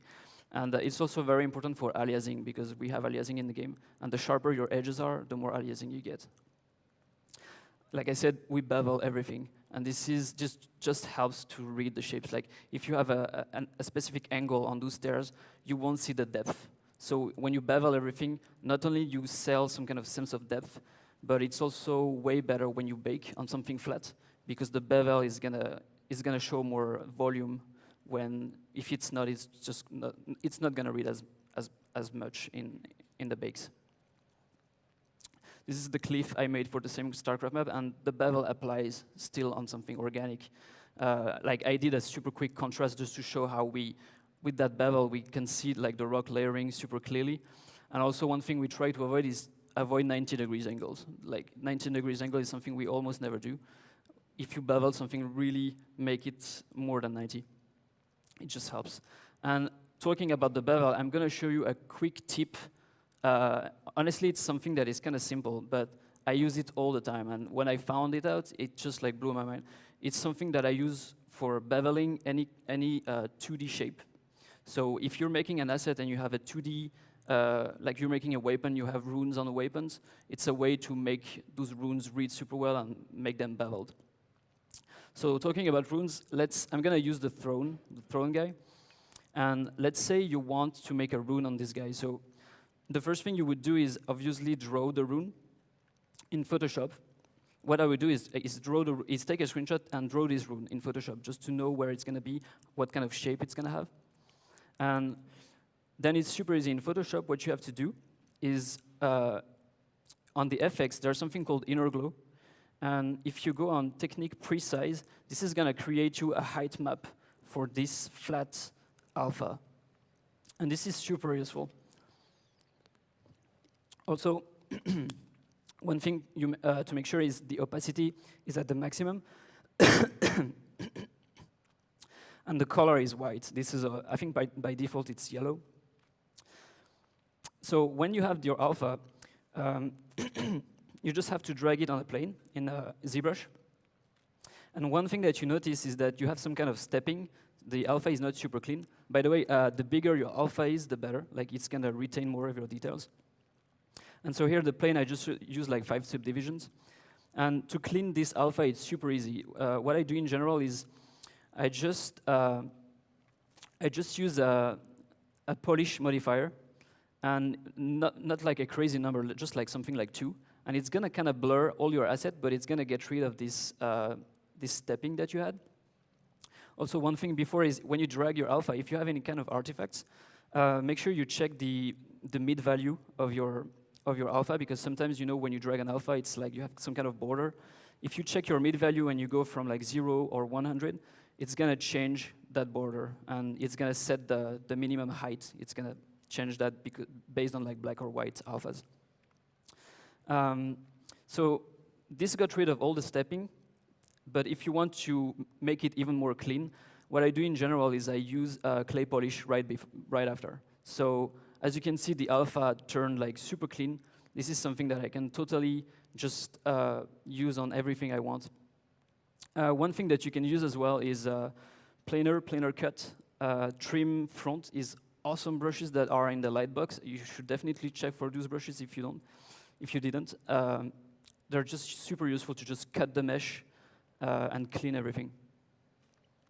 And yeah, that's pretty much it. The only thing you have to do once you have cleaned up your alpha is go on your 2D tools, and there's something called the MRGB Z grabber, and you just click and drag on your alpha, and it basically recreates it with this clean version, basically. So yeah, that's it. You just have to drag your alpha, and it just totally works. So I have a few examples where I used it. This is like the throne you saw, but all those runes here are using this technique, all those runes behind. This book is, honestly, this book is like 90% 2D when we think about it. Like, there's almost no skull. I think the sculpt was like the skull and some like surface detail, but all this is based on alphas, even the bones here behind. This is the watchtower for the Blackguards Bay map in Heroes. Those waves, all those waves are using this technique, the logo sign, the runes, of course.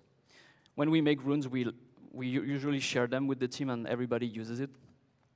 And even this guy was actually using this technique. I just drew a shark shape, and then after the bevel, I actually just blurred it, so it's just smoother. And it gave me a really cool base to just like resculpt on top of it. Also, one thing that I forgot is I forgot to show how the zombie guy turned out in the game, and he's pretty cool. He has actually something that is called a look at, so he follows your hero. And he kind of tries to grab you, even though he doesn't really do that. I serve the Zelnaga. And here I'm just like blinking into the second variation with the second helmet. I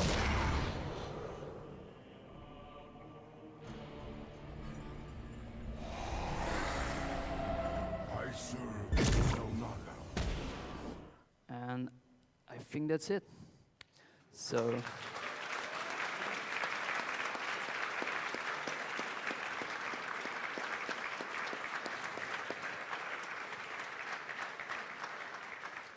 Also, by the way, all this beveled quick tutorial will be as a PDF. I will probably upload this into like my website, so it's gonna be available.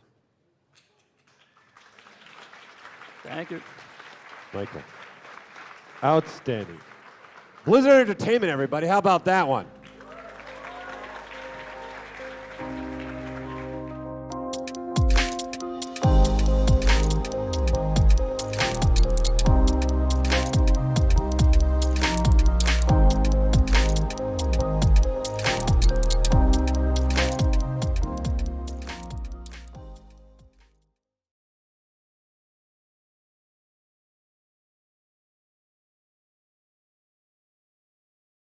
So I'm going to start talking.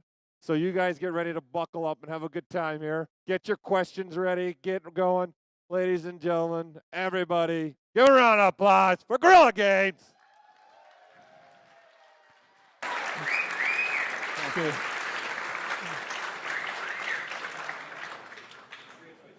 Great.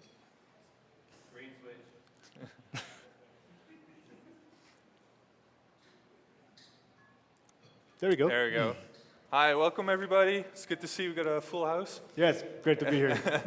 So today Ben and I will be presenting the character art of Horizon Zero Dawn. So first up, my name is Arno Schmitz, and I'm a senior character artist at Guerrilla Games. I started working at Guerrilla Games back in 2012. That was roughly a year before the reveal of Killzone Shadowfall. Before that, I studied at the NHCV in Breda, and later at the Florence Academy of Art. Hey everybody, it's great to be here. My name is Ben Erd, and I'm also a senior character artist at Guerrilla. I joined the team in March 2013, pretty late in production for Killzone Shadowfall, and then went straight into production for Horizon Zero Dawn, and I've been there now for 4.5 years.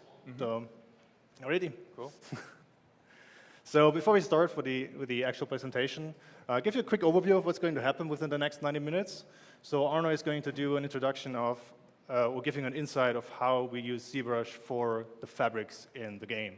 So how we studied the materials, how we made sure we get the material expression right already in the high poly stage. And he will wrap that off using ZBrush as here, live. Do a live demo, yeah. He's going to sculpt like a piece of leather, a piece of cloth, and he shows his workflow and our in-house approach on doing Organics, yeah, fabrics. and fabrics and leather especially Yeah. today. And once he's done, I take over and I will highlight the hard surface component of the characters because there were all these plates of the robots. And I'll tell you a little bit about the history, how we came to them, and how we added them to the characters. And then I'll wrap that off with a live demo here where I scope something and hard surface and show you also my personal take on hard surface as well. And when we still have time left, then we do some Q&A. Okay, so to give a quick introduction, after like doing 13 years for first-person shooters for 13 years, we did like a 180-degree turn. We created a open world RPG, which became Horizon Zero Dawn. And when we started doing that, we were like, oh my god, there's so much more characters we have to do compared to previous titles. And those characters, there were so many, and there were so many materials to take care of, because we still want to make sure they have this high quality photo real graphics going on. Mic problems? So yeah, can you switch please? So because Horizon is also a heavily narrative-driven game with a fixed story, all the story characters, which was even more than before, they had to take extra attention, not in terms of the story, not in terms of gameplay, but also in terms of the visual design, and especially the materials. They really had to shine. There was a very interesting part in the world of Horizon. You know, the world is populated and dominated by these vicious-looking machines, like these cool animal robots, and some of them look like dinosaurs. That's right here. Those robots, they brought a very interesting and pretty exciting component into the game that helped us to make all these characters blend into the world of Horizon and make them look Horizon-ish, right? And this was all the sci-fi components, all the robot parts they were, which is like a key design part of the game characters, right? Because they all live in diverse tribes, those robot parts helped us to make them look even more distinct.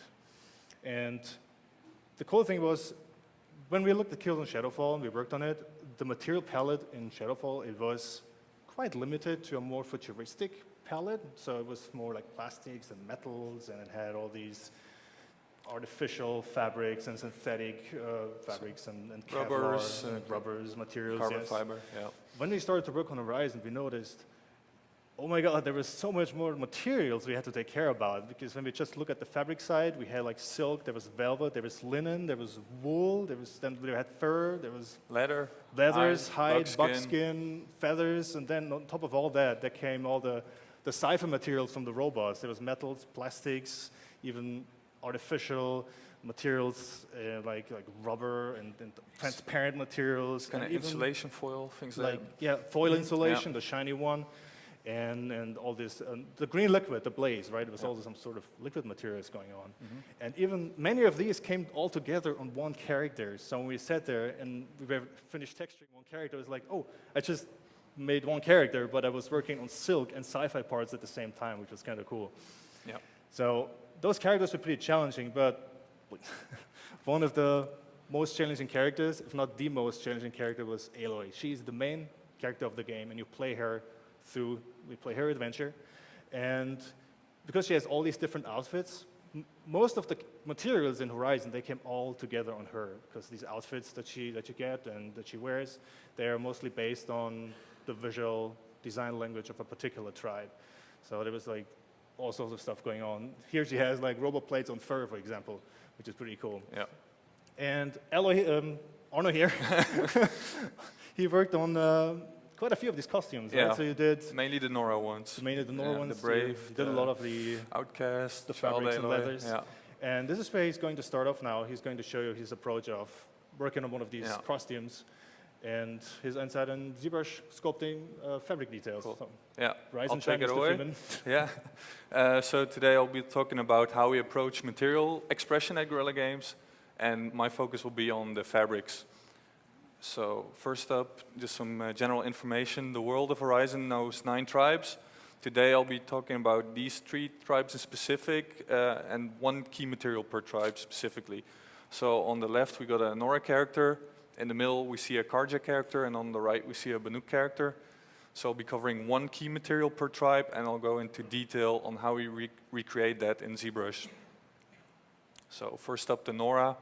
The Nora are a hunter-gathering society that live in isolation from all the other tribes, and Nora garments use a lot of materials gathered from both animals and nature. A common theme is the ornate braiding you can see in some of these characters, and these braids can either be made from organic materials such as leather or like synthetic materials gathered from the robots. Like all the cables and stuff, yeah. Most of their clothing is made out of animal pelts, so hide is a super common Nora material. So when sculpting these type of garments, we start thinking about the construction and we start gathering a lot of reference to kind of study the material. So when constructing these garments, we think about how are these things actually made. So what's the limiting factor for something like this? It's made from animal hide. So the biggest animals in the world of Horizon are a boar. So that means for very large garments, they're going to be stitched together out of multiple pelts. So that's something we always need to think about. And then depending on the thickness, the hide will behave very differently. You got thick hide like this, that behaves like leather, and you got very thin hide that behaves more like a fabric. You can observe here how all the folds are kind of big and rounded. And we also try to think a lot about how this hide wears over time. You can kind of see a good hint already here. So because the garments are exposed to the elements, the Nora are like outdoorsy people, the hide will start cracking in areas of high mobility, such as the armpits, or in this case, the feet. This creates the signature memory folds that are key to selling this material. These types of folds are created by areas repeatedly folding in the same place, and the grain will break here, and that will leave like this etched-in effect. And we try to include these kind of observations into our sculpts. So this is a good example of how one of our sculpts would look.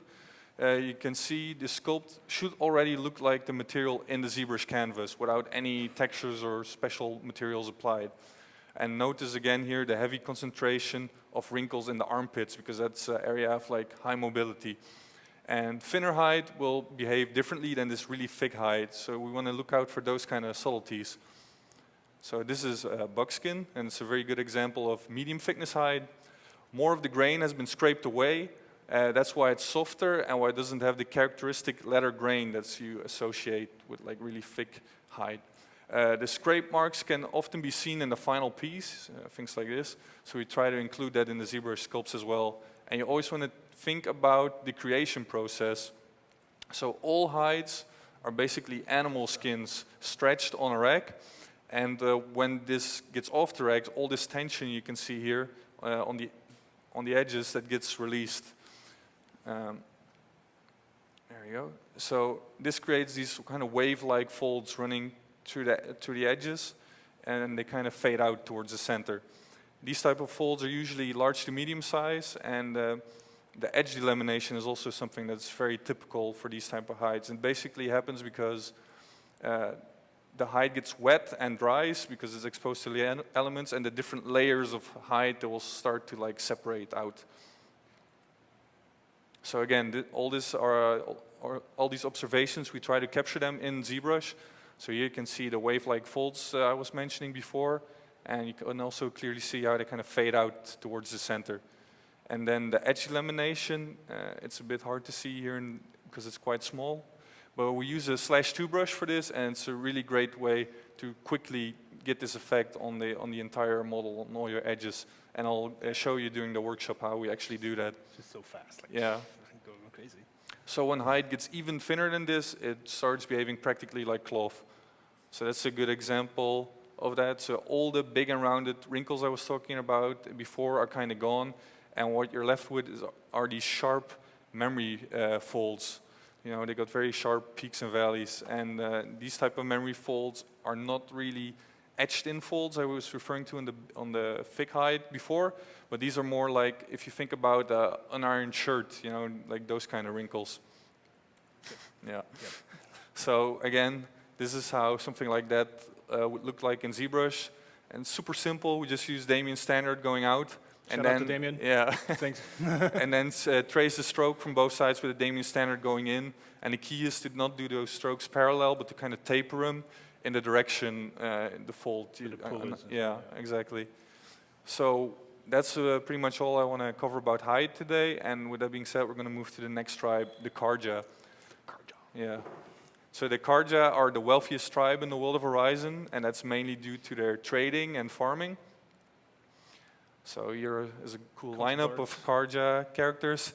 So they're skilled craftspeople able to produce intricate fabrics, but the working class, those are the two here on the right, they're like denied access to the finest materials, but they'll still have better materials than most of the other tribes in the world of Horizon.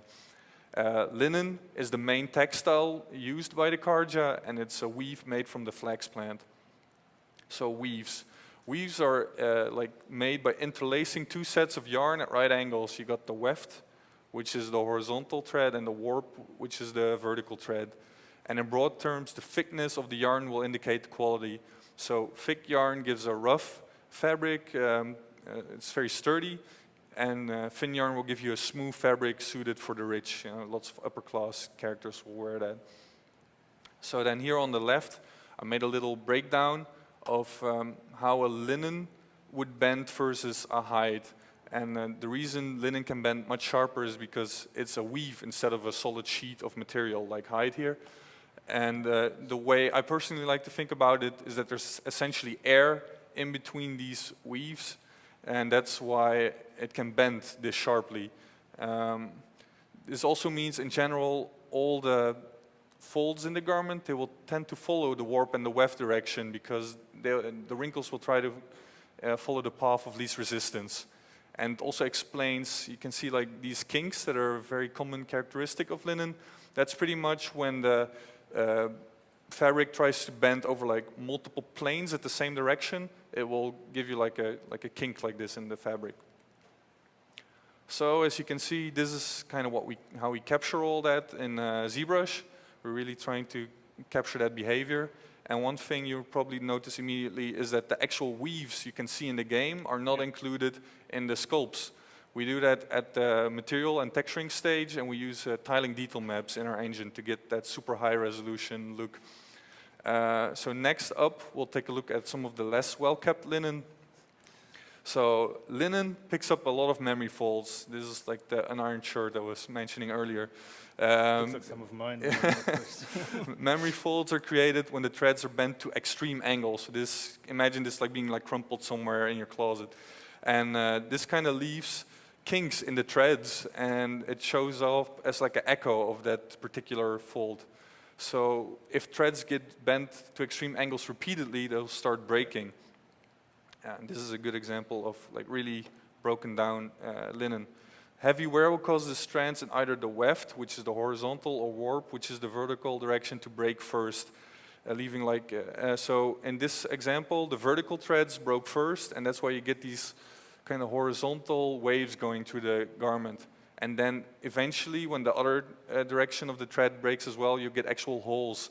And then the key thing to take away from this is that the holes will always stretch in the direction that broke first. So you get these kind of laddering, and then you kind of get these kind of long holes in that direction. Because it retracts, right? Yeah. Okay. So then this is a good example of how a finished garment like that would look in ZBrush. I just want to do a quick shout out to our friends over at Suzhou who modeled this particular sculpt. They did a great job capturing both like the fold behavior and all the weathering mentioned during this section. And with that being said on linen, I want to move on to the next tribe, the final tribe for today, the Banuk. Yeah. So the Banuk have nomadic roots, and their priests have a strong spiritual connection with the robots. Survival is a very important element to the Banuk. This can be seen in their clothing. So the main key for the Banuk is to dress warm. So they dress in hides, furs, and wax cotton. And that last one is because it's waterproof. By waxing cotton or any type of fabric, you can drastically change the folding behavior. The wax fills up all these gaps in between the yarn, completely changing its properties. So all the draping behavior kind of resembles crumpled paper more than does fabric. And I found like a good picture here that kind of illustrates that. Areas with lots of mobility will have an increased number of these sharp wrinkles. So this is how we capture that in ZBrush. The main goal is to sell the stiffness of the material created by the waxing. And the way I like to do it is to go in with a drag rack and get like an alpha of a crumpled paper, kind of lay that over the general area, and then go in with a Damien Standard and really kind of accentuate, pick out the good wrinkles you want. And you can see again in areas like the elbow, you're going to get more defined creases because it's an area of high mobility. And I just also wanted to mention again that all these materials, both the hides, the linen, and these wax cotton, should already be clearly readable in the ZBrush canvas without any textures or materials being applied. You should already tell in the high poly what type of material is this, so that it's distinct. Yeah. So it's half the texturing work, basically. Exactly. So. So that was the main part of the presentation for me. The big thing that's left now is the live demo. So the speed model, it's basically broken down into 3 separate things. So first up, I'm going to do a speed model and turn it into a Marvelous Designer pattern by just drawing directly all the seam lines on the speed model. Then I'm going to make a wrinkle brush, which is pretty much a roll brush that uses a Marvelous Designer sim as its alpha. And the main chunk of my live demo will be where I take a raw Marvelous Designer export, just an OBJ file, turn it into a workable mesh with subdivisions, and make the material definition read like height. So let's get started. So the first section is actually a video because it was a bit tedious. Let's see how that plays. Yep. I think you have to change the pointer to a mouse button again to make that work. There you go. Yes. So I'm doing here, usually we kind of have speed models that indicate the volume of your final cloth. But in this case, we're going to recreate some of Aloy's pants, which were pretty tight. So I'm just going to draw directly on the base body in this case. So what we're going to do here is I'm just going to draw on with a black brush the seam lines. And the reason we do this is because all the patterns in the world of Horizon are pretty unique. They're quite unconventional. So you can't just go online and just find some pants patterns and expect it to work. So the easiest way is to kind of reconstruct them the other way, where you just draw them directly on the, in 3D, and then use UVs to kind of reconstruct it. So you can kind of see me painting here. And one thing I also wanted to mention is, why are we using Marvelous Designer instead of just sculpting things directly in ZBrush? It's true, you can sculpt like really amazing cloth in ZBrush, but it's very time intensive, and we're having a huge cast of characters, and the key is to keep it consistent, and that's why what Marvelous comes in. And we couldn't do just one set of pants and use it for many characters. Every character was so unique that we had to redo everything from scratch. Yeah. And Marvelous Designer helped us a bit at that. So at this point, I'm going to just switch over to ZBrush and finish this off. So this is the final model. So what we're going to do is we're going to convert our poly paint to a mask by color, intensity.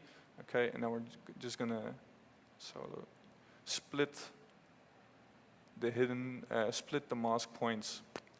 And that will leave you with a garment like this. And then you're just going to go to Z plugins, and then UV master, and you're just going to unwrap this. I kind of prepped this already.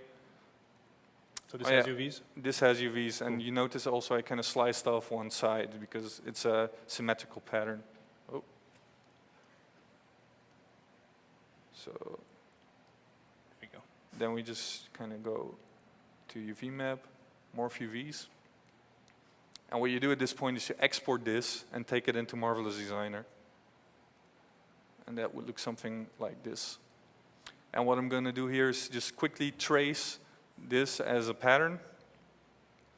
And the trick is here is to use the minimal amount of points to just keep it easy for yourself, and then use the curve line tool to actually capture all the specific shapes. And this will fit perfectly in the end once you actually stitch it together, which is super nice. So yeah, this is very simple, just matching all the shapes. I'll just skip forward a bit. This is what it looks. So this is what it looks like once you're done, and you kind of symmetrize the pattern, kind of laid out everything a bit more neatly. And I just also imported like a low-res version of the base body and kind of draped everything around it roughly.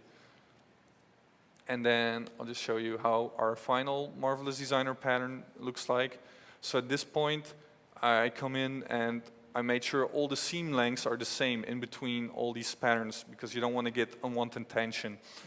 And this is kind of how far we take things in Marvelous Designer. And at this point, you would export it back into ZBrush and add all this material definition we've been talking about. So I actually got that preloaded. So these are the specific pants in ZBrush.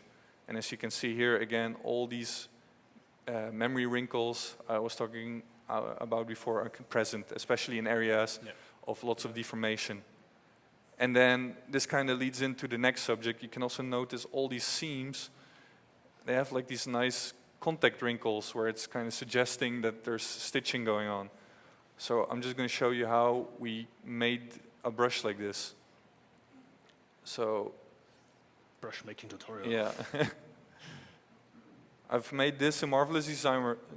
It's super simple. You just put a piece of fabric on the ground plane, and you put a little elastic band here on the side, and you just give it like 98% elasticity or something, and you'll get like some nice wrinkles. So then we're going to go into MRGZB grabber and make a alpha out of it. And there we go. Do you have to switch edit mode? No, it's I fine. got it. There we go. And then go back here.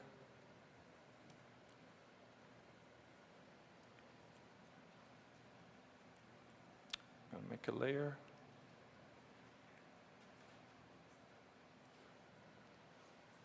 And then we're just going to apply that alpha to the brush. And you want to make sure you're going to make it into a roll brush.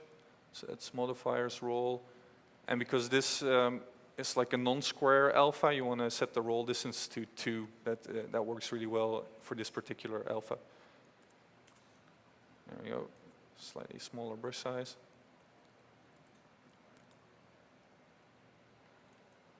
It's a bit too big. So then you can kind of go in and add seam lines. You can also just invert it.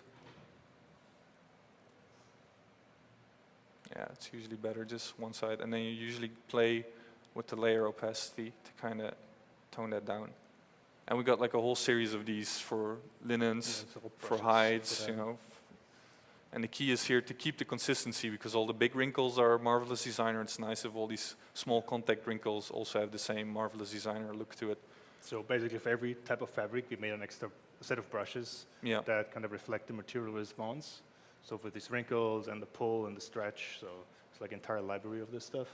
So that sped up the workflow a little bit. Yeah, it's really handy. Yeah. So now we're going to go into the main chunk of the hide live demo, where we're just going to convert this into, this is like a OBJ out of Marvelous Designer.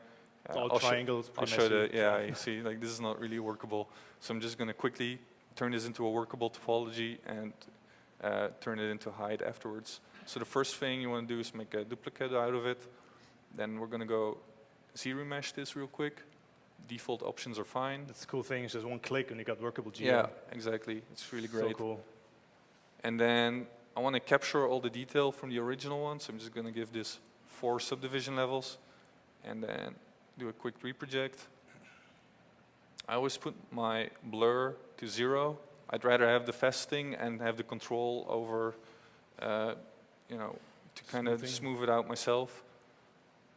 So that's cool, that captured all the details. So now we're going to switch to my favorite brush in ZBrush, Smooth Directional. It's super useful to wrinkles, to clean up any type of cloth, because you got like control over your direction. You can go in against it and really smooth it out, or you can go with the wrinkles, which is like the main way of using it, and you actually keep all that definition. And then if you get some artifacts like this, you just release shift at the end real quick to kind of get like a clean smooth at the end. So this just will take a second to kind of clean all this up. And after that, we're going to go into adding thickness. Faster. Yeah. So we're going to use panel loops for that. And it's really cool if you set your edges correctly on panel loops, the amount of edges, you can just do a reconstruct subdiv on it afterwards. So you can get all your subdivision levels back. So this one has 4 subdivision levels. So in this case, I'm going to use 8 edge loops. So I just deleted my subdivs so I can make edge loops out of it. So polish 0, no bevel, elevation minus 100, and then loops. So it goes inside? Yeah, you always want to go inside. You know, you don't want to change the actual surface. You just want to go give it some thickness. So then that's actually perfect thickness. Show the polys. And then I actually want to show off like this all is nicely polygrouped. Even the edges have separate polygroups. You know, sometimes you want it, sometimes you don't, but it's easier to fix it than to have to recreate it. So this is a great starting point. So then I'm going to just switch over to the correct subtool, where I've already placed this just using move brush and a standard brush on the child Aloy character. Bit of tweaking. Yeah, and now we're going to actually start modeling this up to look like Hyde.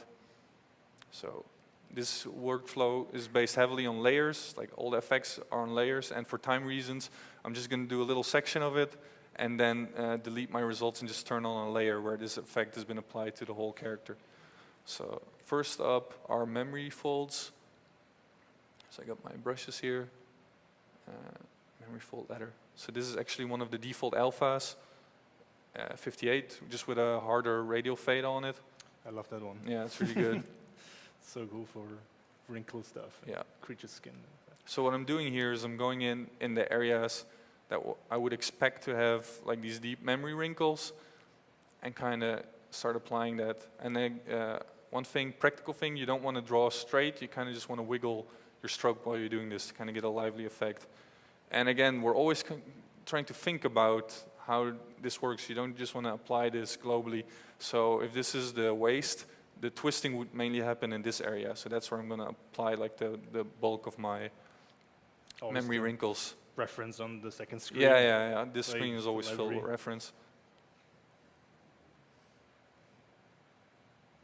There you go. We even bought some actual leather stuff Yeah. in the office and fur and things. That's to look really at, cool, And and then it's send super it useful. and see what happens. So it's always great to see that in real and how it behaves. And stress it. And the key is also, if you use a light pressure, you can kind of add some general kind of wrinkles. And use smooth directional to kind of blend them out, but just kind of to don't have the transitions being super hard between memory folds and nothing. So just kill that and turn on the layer so you can kind of see the global result. I think you need to zoom in to Okay. see that better. Also going to switch to like a more pleasant material. There you go. You can see that already, the detail and Yeah, stuff. that's So it's- that's really good. Okay. So next up, we're going to add some drag rags. To just the point here is we're going to add some happy accidents to it, which is really nice. Like people who ever suffer from like blank canvas syndrome, where you just like, you know, you don't know what to do if you're looking at like a blob of geo. It's really nice to just add a bunch of alphas on there and kind of pick out the happy accidents, especially for things like cloth sculpting. It's amazing. So what I'm doing here is I'm just putting drag on it, and you do want to align it. These alphas have a direction, so you're putting them down with purpose. Still with the logic, right? Yeah, So- exactly. And then, because this is leather, this is a super good one for linen actually, but I like to have it even a bit on hide. And then we're going to go in with our leather drag. And again, very directional. You want to kind of layer this. And you can already start seeing some happy accidents forming. And of course, this looks way ugly right now because it's like super intense. But you just want to tone this down a lot so you can get like hints of this that you can use later to kind of, you know, sculpt up something nice. The layer intensity. You can Yeah, that's the have key. more control at the end. So this would be like something like 0.1. I'll put it to 0.2 just for the audience sake, but like 0.1 is would be enough already when you're doing this for real. So I'll just kill this and put on the actual layer. So you can see it's very subtle, but there's something there you can use. Next up, like hide has this grain, and it really kind of informs a lot of the wrinkles. So we want to just cover. Let's see if I got the correct brush. Yeah, the entire surface in this, and the key is to not have the grain of the texture, but it's to kind of have the wrinkle direction in here. So this is again just the standard Alpha 58 on a spray brush, and you just cover the entire surface like this. And again, the layer intensity is going to be toned way down, but this is just, you know, setting us up for all these happy accidents when we're actually going in and doing all the deliberate sculpting. It's also good for art direction, right? If the art director wants some layers a bit more intense, a bit less intense, it's Yeah. way less destructive, so we can just go back and increase the intensity a bit. And It kind of don't gives have you to big resculpt. ZBrush files, but I never Yeah. nuke my layers until like, once the thing is approved. Keep the layers. Yeah. And try to name your layers as well. I'm a bit messy myself, but then in the end you just use the morph target, to just like morph your visible thing and collapse it to a single layer. So in the meanwhile, while I was talking, I switched this on. Again, super, super subtle, but especially in these areas, it will help you out later a lot. Yeah, that's good. Yeah, and then we're gonna start going in and being a bit more deliberate about our memory folds this time. So yeah, you can see it's quite a lot of building up a surface. So you can see here, this is going to be a kind of continuous theme where I'm using the same brush as before, but I'm going in with a very small brush size, and I'm kind of starting to work from big to small, kind of defining, the wrinkles I like, kind of exploiting all those happy accidents.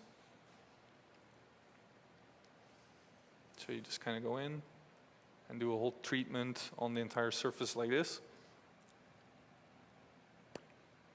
There you go.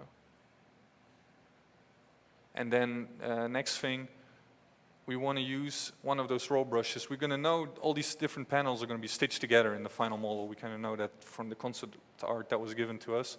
So you kind of want to show that, give an indication that there's tension.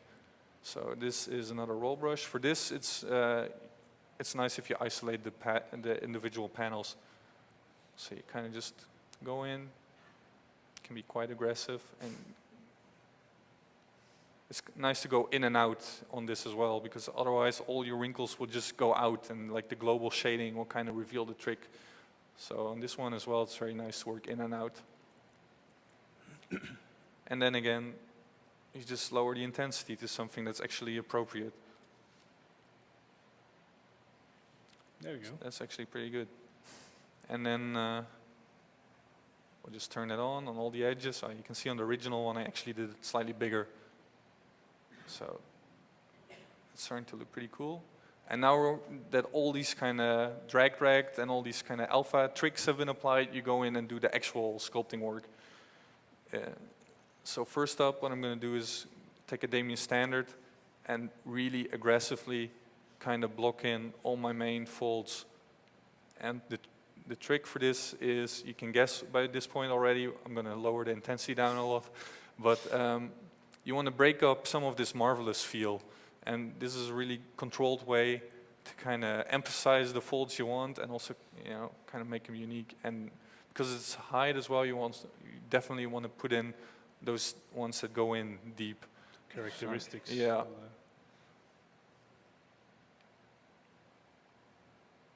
Something like that.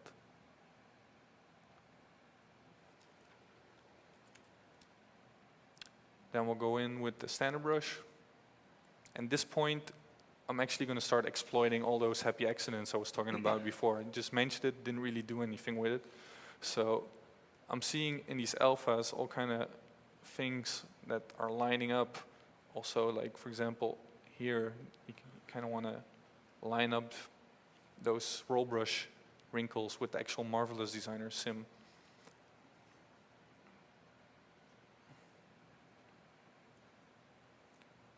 Also, when you're building up mass like this, it's good to build up the mass on the underside of the wrinkles, because like gravity always pulls everything down. So you want to keep that in mind when you're building this up.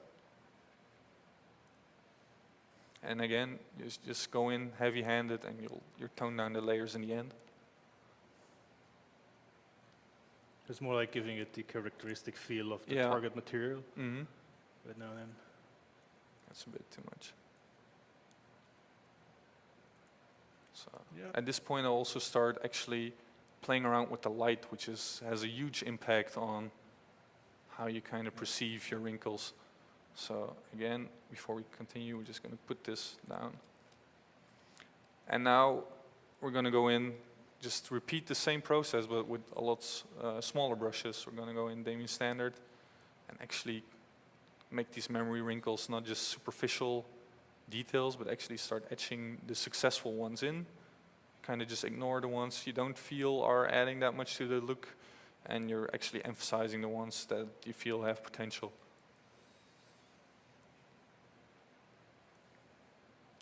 So for this live demo, for time's sake, I just switched from the big size brushes immediately to kind of small brushes, but when I'm just doing production work, I would usually do this in like a three-step process where I just go in with very big brushes, then I'll go in with like medium-sized brushes, and in the end I'll just finish it off with very tiny brushes. And that's kind of a good general artistic thing to do, is always work from the very big shapes to the small shapes.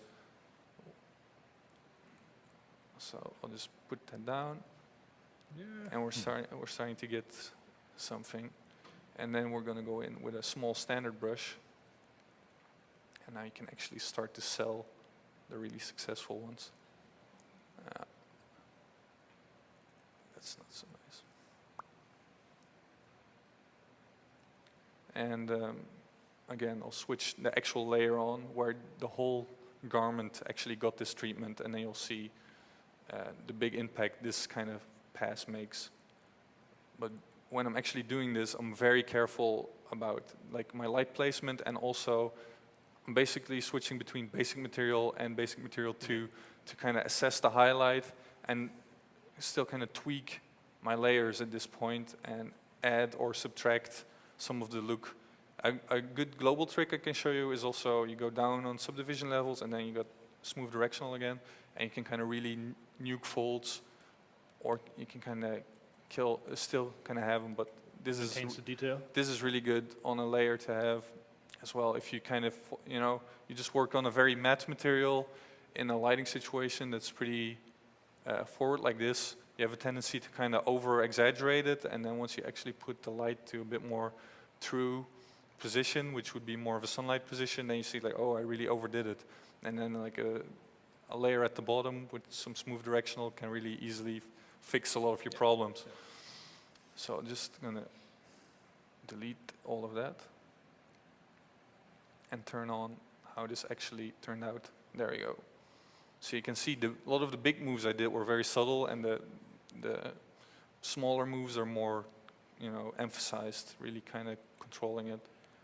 So next up, I'm actually going to unisolate this and show up my stitches. So we got an insert mesh brush for this to quickly place them, but for time's sake, I just show the subtool, because the focus is here to just show the actual, making it look like hide. So we're going to come in, and we're just going to punch some holes. It's very simple. Damien Standard to the rescue. I've got questions before, why don't you have like a separate drag rack for this? But it's so easy. Yep. So why should you? So you just point some holes, and then super simple. Just kind of. There we go. So it's like all the holes punched in. And then we're going to go to the edge delamination trick I mentioned during the presentation. So I got /2. This is actually just a normal ZBrush. It's it's just hidden. So powerful. Yeah, it's just hidden in the light box. So for this, you want to set the settings correct. You gotta have backface masking on, otherwise you'll completely destroy the back surface.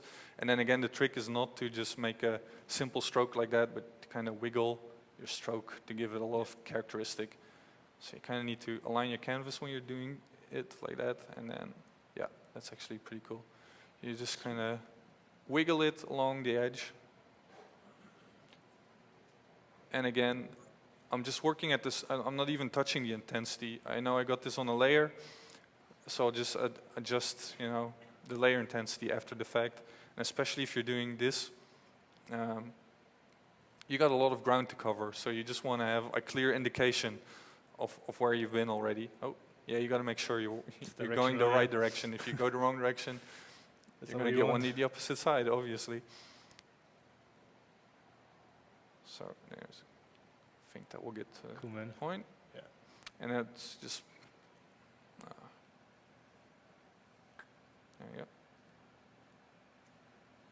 Usually 0.2 or 0.1 does the trick for this. Yeah. So you can kind of see. That looks especially cool. from Yeah. from a medium distance. You know, you always got your final your final pixel density for your textures in mind. So from a medium distance, this is going to read very good. So just switch that on the entire thing, and then the last thing we want to do is we just added these holes and all this edge lamination, and you want to do one final pass of adding all this in manually. So we're just going to go in, standard brush, and kind of start thinking about it. Like these things would probably tear out and kind of line up with some of those alphas we got before. And for example, also here, these kind of stitches, they would kind of tear out the surface a bit. So you want to add, really think about it, so you don't just put in a lazy alpha. You always want to come in at one point and actually start manually working it in to make it like an artistic whole, you know. Also with standard, really good to actually add some weight behind your lines.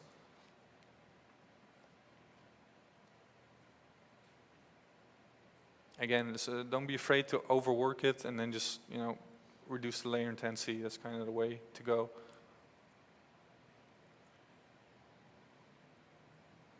And also just kind of keep changing to like bigger size. Change your light materials around to kind of assess it in different situations. So like it's a bit intense here, so you want to kind of continue it. Oh, there's a certain pull to it, right? To Yeah, you these, want to pull it. clips. Yeah. You want to make it feel like it's either going underneath, or you want to make it feel like there's an actual strong pull to it, and that's usually by going the other way and kind of making it feel like this, so it's actually pulling the fabric. This is also a very good shape for it. And then just kind of turn on the actual production thing we did here. So it's a bit more subtle because the layer intensity got reduced, and I used the morph trick to actually just blend this into a named layer. Cool. So I'm just going to zoom out now and add the subtool for the rest of the garment. I just want to bring to your attention that this is the actual ZTL we used at the production, and like all the normal maps for the final game mesh were baked from this particular model. So I'm going to switch back to PowerPoint now, and then like this is actually how that character ended up in the game. And just wanted to point out again to you, like all this height, like these sub-height sections with like really thick hide and buckskin, this really shows up in the final result. It's not just like it's a lighter color. You actually can kind of feel all this wobbling I was talking about, and you can feel how this is stiffer than before. So that's really the key of all this. Before I'm going to hand it over to Ben, who's going to talk about hard surface stuff, I'm just going to like kind of boil it down into my three takeaways. So we got the creation and history of the garment has a huge impact on its look. So it's kind of, are you a Nora character who's like living outdoors, who's get like wet from the rain and just has to like dry out, or are you like a rich Osram who has like people taking care of your clothing, you know? A material expression should already be visible in the sculpt, in the ZBrush canvas. So don't kind of use the excuse like I'll fix it during the texturing stage. It should be clearly visible in the ZBrush canvas. That's what makes a really strong sculpt. And then Marvelous Designer is a great tool for defining the main folds, but ZBrush is where the real magic happens of material definition.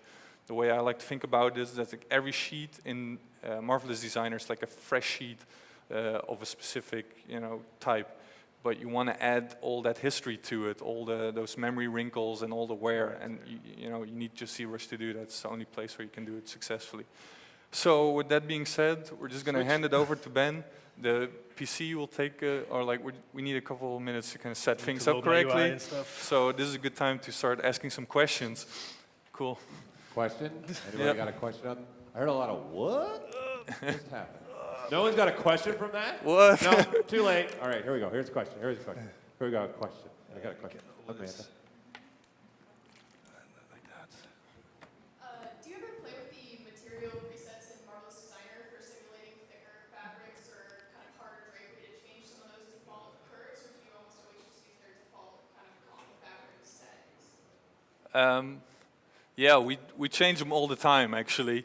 But in the end, you'll just find out that, especially the leather one is really good. So that's the main one we end up used for like most of all these materials. And then the actual distinction between like buckskin or really thick hide, you actually end up doing in ZBrush most of the time.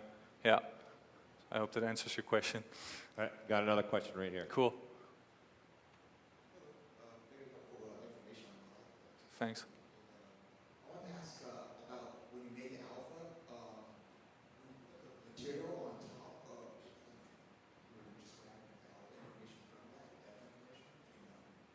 Is there any other cleanup involved in that? Are you talking about how we created the roll brush using the... Yeah, he's talking about the MRGZB graph. Yeah. Go ahead and say MRGZ. Yes. Yeah, that one. He's asking if there was any more cleanup that you needed to do when you did it.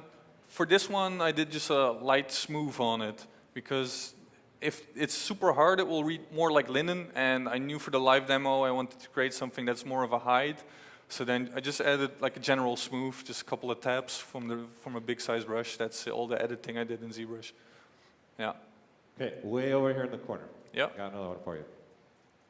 Will you please discuss creating a bias fabric? Fabric cut on the bias? Oh. Such as silk or satin? That's mainly done in Marvelous Designer, where you actually kind of just rotate the pattern. Like it's that simple, because that's mainly big fold things, and then still all the same techniques you would apply to linen generally apply to that type of fabrics as well. Okay, one more right here, and then we'll give it back to Ben. We're done? Okay. Yeah, you're done? Yep, I'm ready. Cool. Okay, one more. Let's do it. Your portraits are so realistic. Can you give a couple pointers on how you get your portraits so lifelike? Okay, so we had a great external vendor who did a lot of 3D scanning for us. So all our portraits are based off actual 3D scans. We had full fax captures for this. And then we also do some characterization. They also did the characterization for us. So we kind of don't just keep it with the digital doubles, but we add like a bit of artistic flair to all of these heads to really make them alive. So that was the trick to the faces. Cool. You ready? Yep. Okay. Cool, man.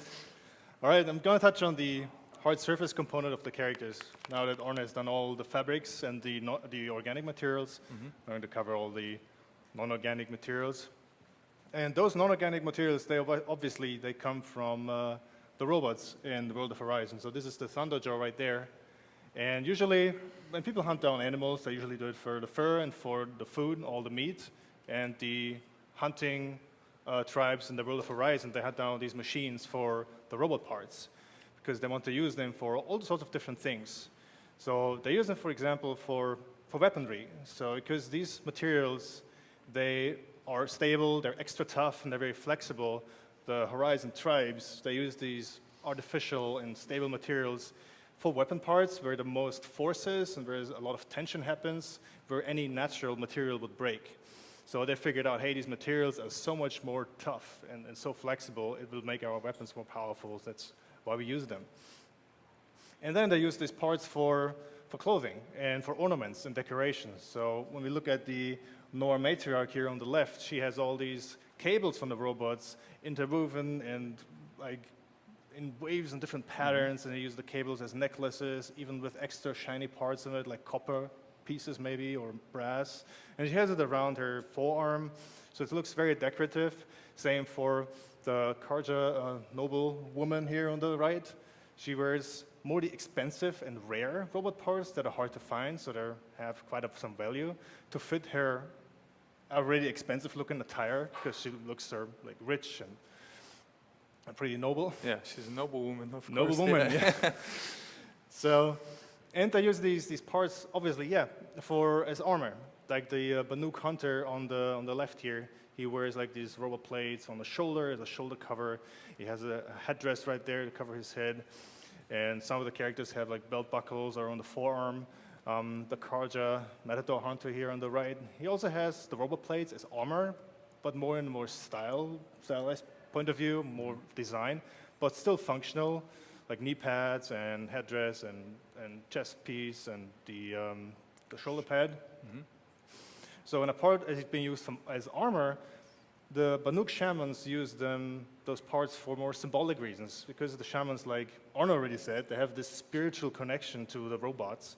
So they try to mimic the animal shape or the robot shape by taking the pieces and building these skulls, these robot skulls on top of their heads to show that they have the spiritual connection between them. Now the challenge was, when we look at these machines, we had the characters kind of there from the design point of view in 2D, and we had some robots done. Now we had to bring the robot parts onto the characters. And the challenge there was that these parts were made for an animal body and not for a human body. And the second thing was, because those robots are so large, the parts are pretty large. So we had to kind of fit them on a human character that was quite tiny, and then it was a human body, not an animal body. So our goal was that the parts look like the guy here on the left, like the Nora Hunter here, that he has these shoulder pieces fitting there. He has like a upper arm guard, like a forearm guard, and he has the cables too, like really thick cables that could also be like guarding the forearm here. And the goal was, okay, these parts could fit on a human character, but they had to follow some specific rules. They still had to follow the art direction of the particular tribe, because we couldn't just use the same robot parts on all of them, because they still had to look very diverse. They still had to support the silhouette and the design of the character. And the parts had to match the body size and the body shapes and the anatomy, whilst they shouldn't look like they were specifically made for the character, but the parts should look like they came directly taken from the machine, because they're hunters. They hunt them down and they salvage the robot carcass and they take those parts and put them on themselves. So they still had to look like they were taken from those machines.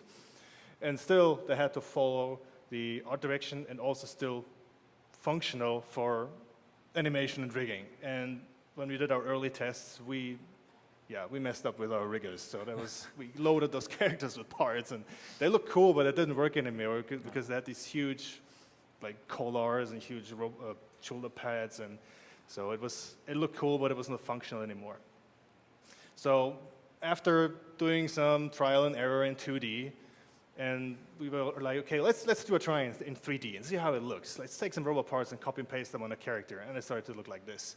And that was quite ridiculous, so it didn't work out at all. I mean, yes, it's a character that has robot pieces on him, and they kind of cover him a bit, but that doesn't look like they have a purpose. It's not really a shoulder pad. It's not following his anatomy. Really, it's not connected with the cloth at all. And the other thing was, because we had to scale down the robot parts, we also scaled down all the details with it. So when we put them on the characters, the detail scale of the character itself and the detail scale of the robot parts, they didn't match, and that they were not in harmony anymore. They was outbalanced, and it didn't work. So we thought, okay, let's analyze this, and we figured out that all the time it takes to browse through all the robot meshes, and the CTLs were extremely heavy. It was like 500 million for one of those robots, polygons. So we had to load them in chunks. So browsing through all the robots, looking for a piece that could fit. We still didn't know. Take it out, put it on the character, and then use move brush and fudge it in place, transpose, smooth, and again, and move elastic, and kind of make it fit somehow, and redynamesh, and clean up. Well, the design is already gone, but then from the original piece, so we figured out, okay, all this time it takes to do that, it would take us much more time than just starting to sculpt these robot parts just from scratch, based on the concept art that was given, and then starting from scratch, using Dynamesh and just go in. But we still had to match the already established hard surface style that we already had.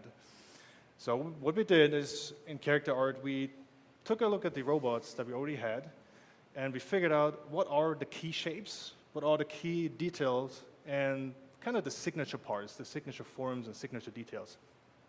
And we figured out, okay, when we look at those, we have like a big round curve right there, usually followed by a straight line that's here, and there's a hard edge, and here is another straight line, and that goes around here. We have a curve, then we have a straight line, a curve, straight line.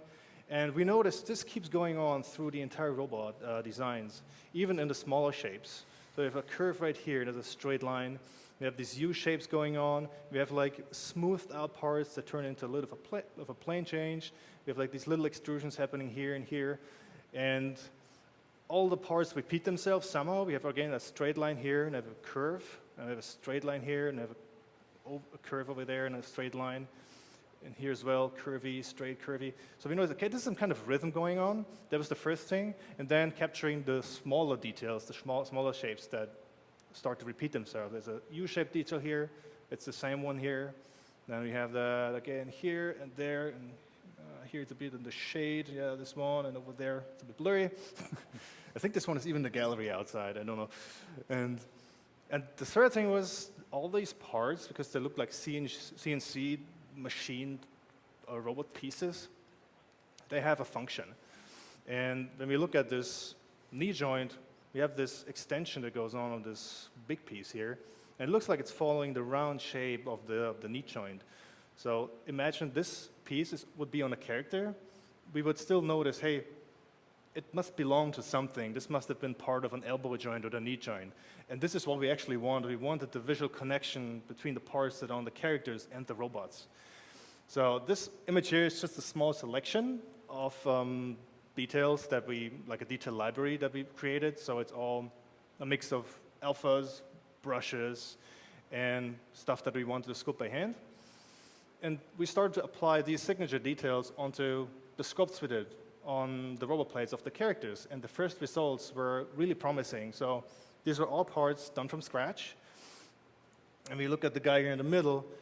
This piece was done with a dynamic sphere originally, but we added this straight line, curve, straight line, curve. We have the small U-shaped details again. There's another U-shape. And this looks like a piece that came from a robot. Same with this guy. And then over here, the triangle, little U-shape there, U-shape, curve, straight line again. And this was all made by hand. So the good thing was it took us less time.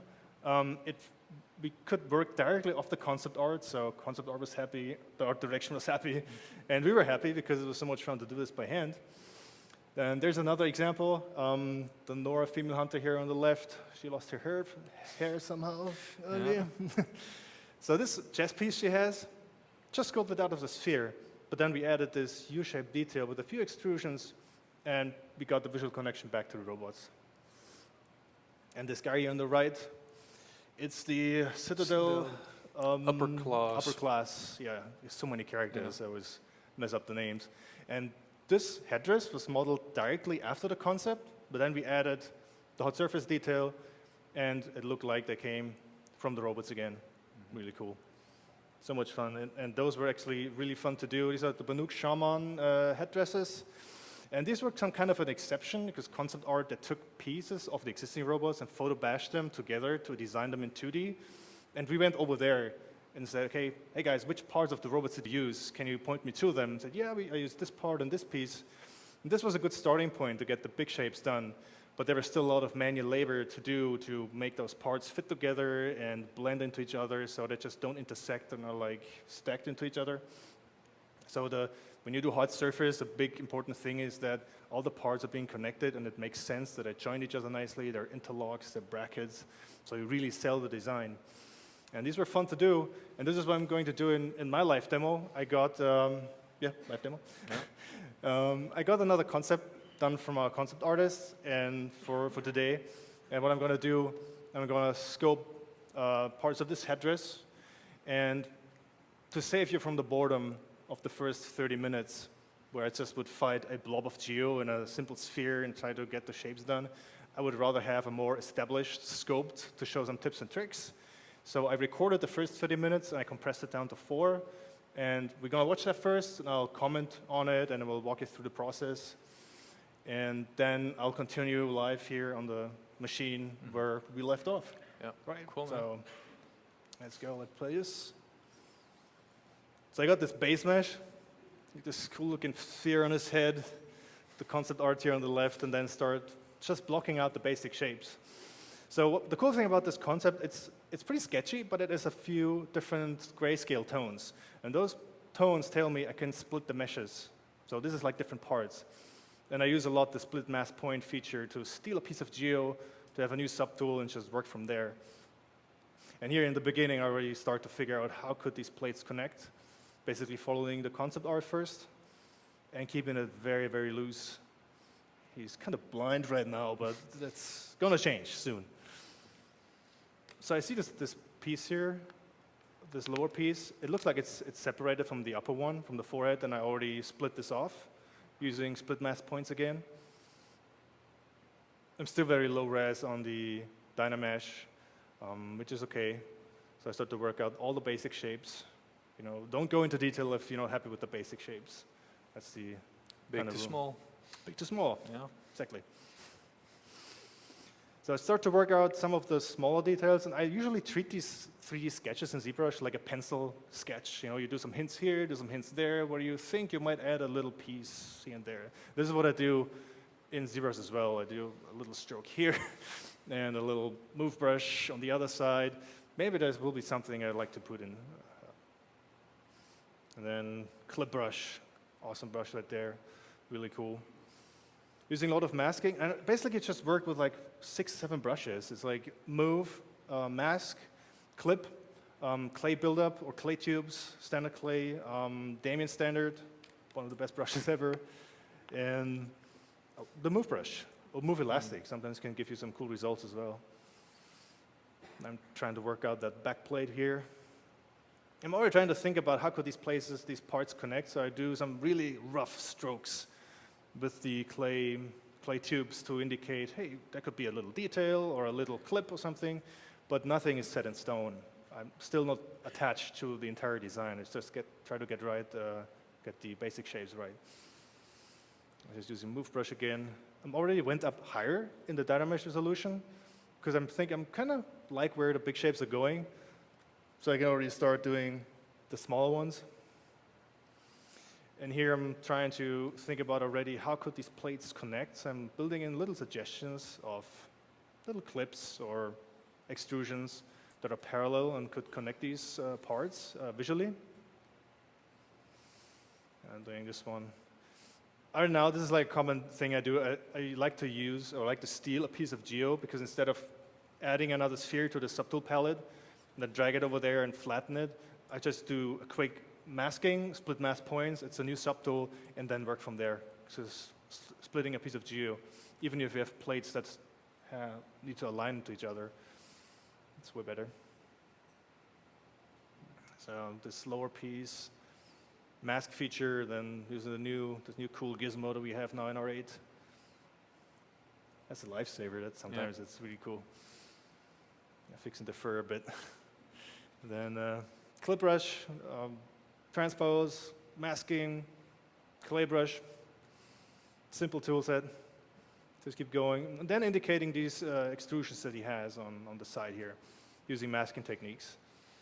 I use these a lot when I do these more machine parts, machine lines, and plane changes and extrusions.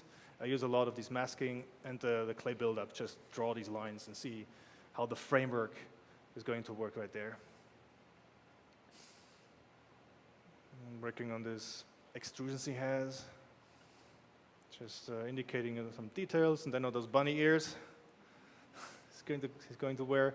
Well, he has only one big one on his right side, but I just work in symmetry for now, and then delete the left and turn off symmetry, and then work my way up. Really simple Damien standard to carve in some lines, keeping it really loose and rough, and now starting to straighten out a few parts, because this is robot plates. They're like machine parts that are pretty flat, they're pretty straight, they need to look like more hard surface. And I like to use the clip circle to do these half U shapes that look like extrusions, and then re-Dynamesh, and you got like a half U shape right there. I love clip brush or clip circle, and then using the planar brush to make it flat.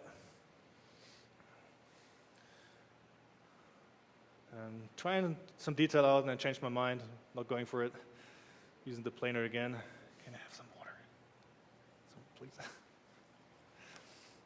Okay, so excuse me, Yeah. my voice is kind of dry. Okay, all right, video is done. It's time for the magic. Then for the magic, look, better seat right there. Okay, so let's just continue where we left off. Come here. Come here, brother. Okay, the last minute of the video I worked on this piece. And what I'd like to just show is how I use the planar brush to extend like a thickness that I have here. And I like to turn backface masking off because I don't want to pull the opposite geo through, so it's all flat. And usually if I use the planar brush and I just click and drag, I will extend this layer here, of this flatness, over to the other parts, but I don't want that. I want to extend this. So I hit Alt and grab this one, and just continue that, then redynamesh, and then use the edge polish and maybe clean this up a bit. So just to show you, okay, what happened here in the last minute of the video. Well, let's go back to that helmet guy. And I'm at a point where I can start thinking about how do these plates connect, and how can we make that look like kind of hard surface.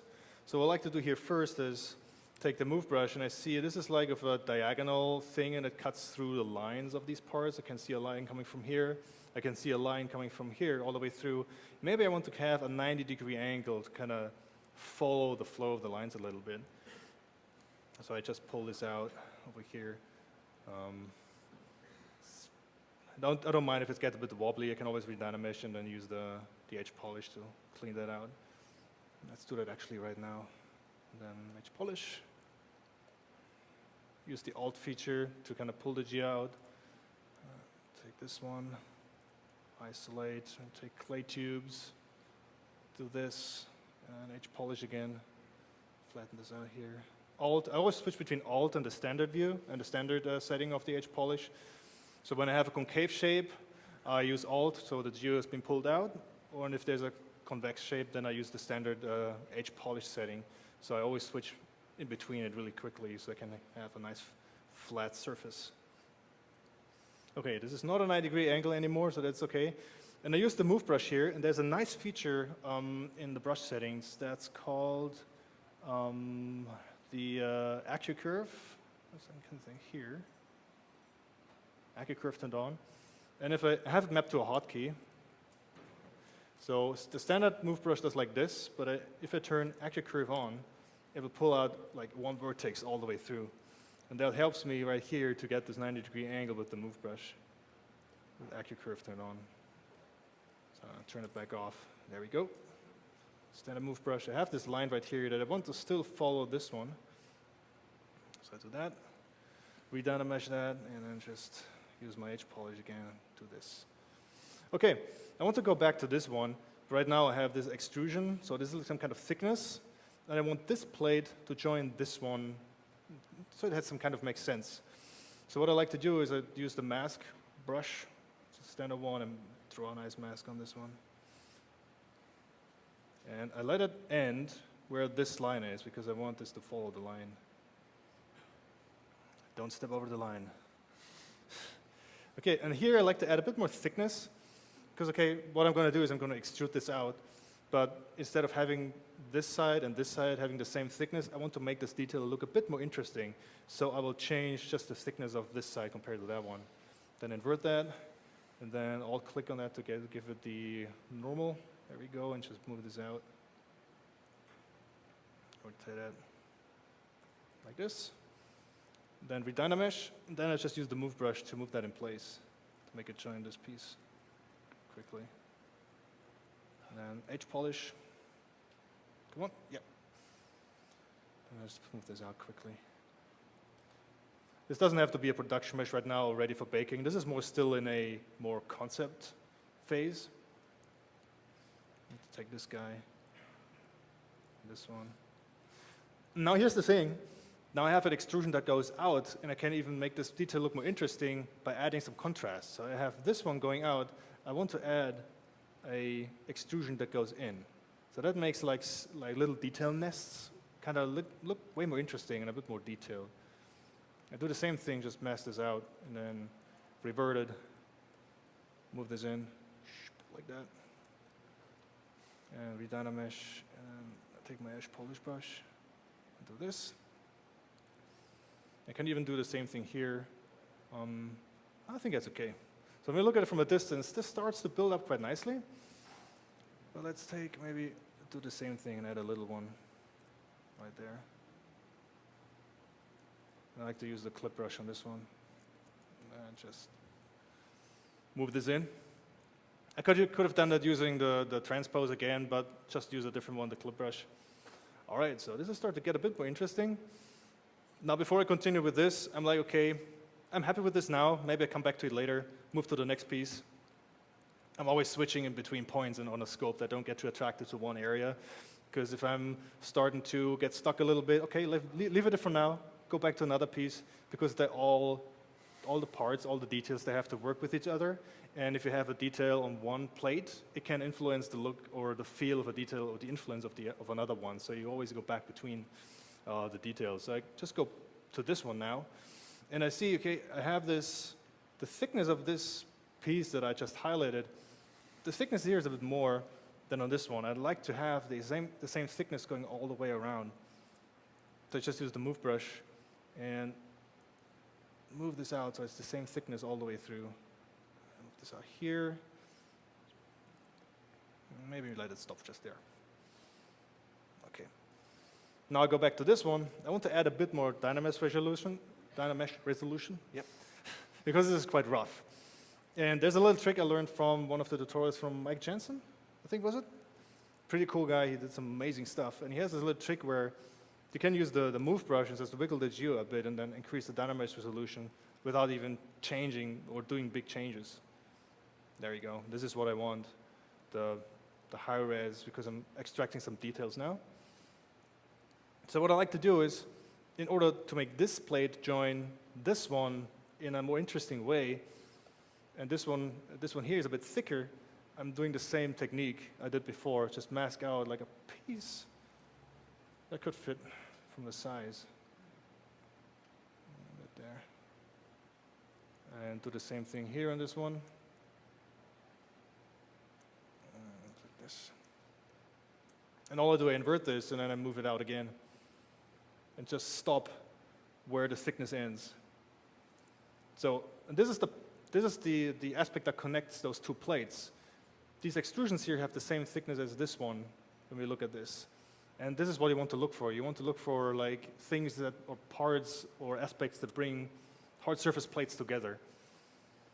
And just redynamesh this. I have geo that I can work with, and I clean this up to make this looking like that. A bit flatter, so it doesn't look too concepty. And more machined. Go over here. Okay. So this is something we could work with. Maybe use the move brush and flatten this a bit more, so it looks more 90-degree angled. And move this in place. It's kind of the same width. So I already had like a suggestion of a little detail, and I'm still not sure if I go for it, but I want to continue with this one maybe first. Move that in place.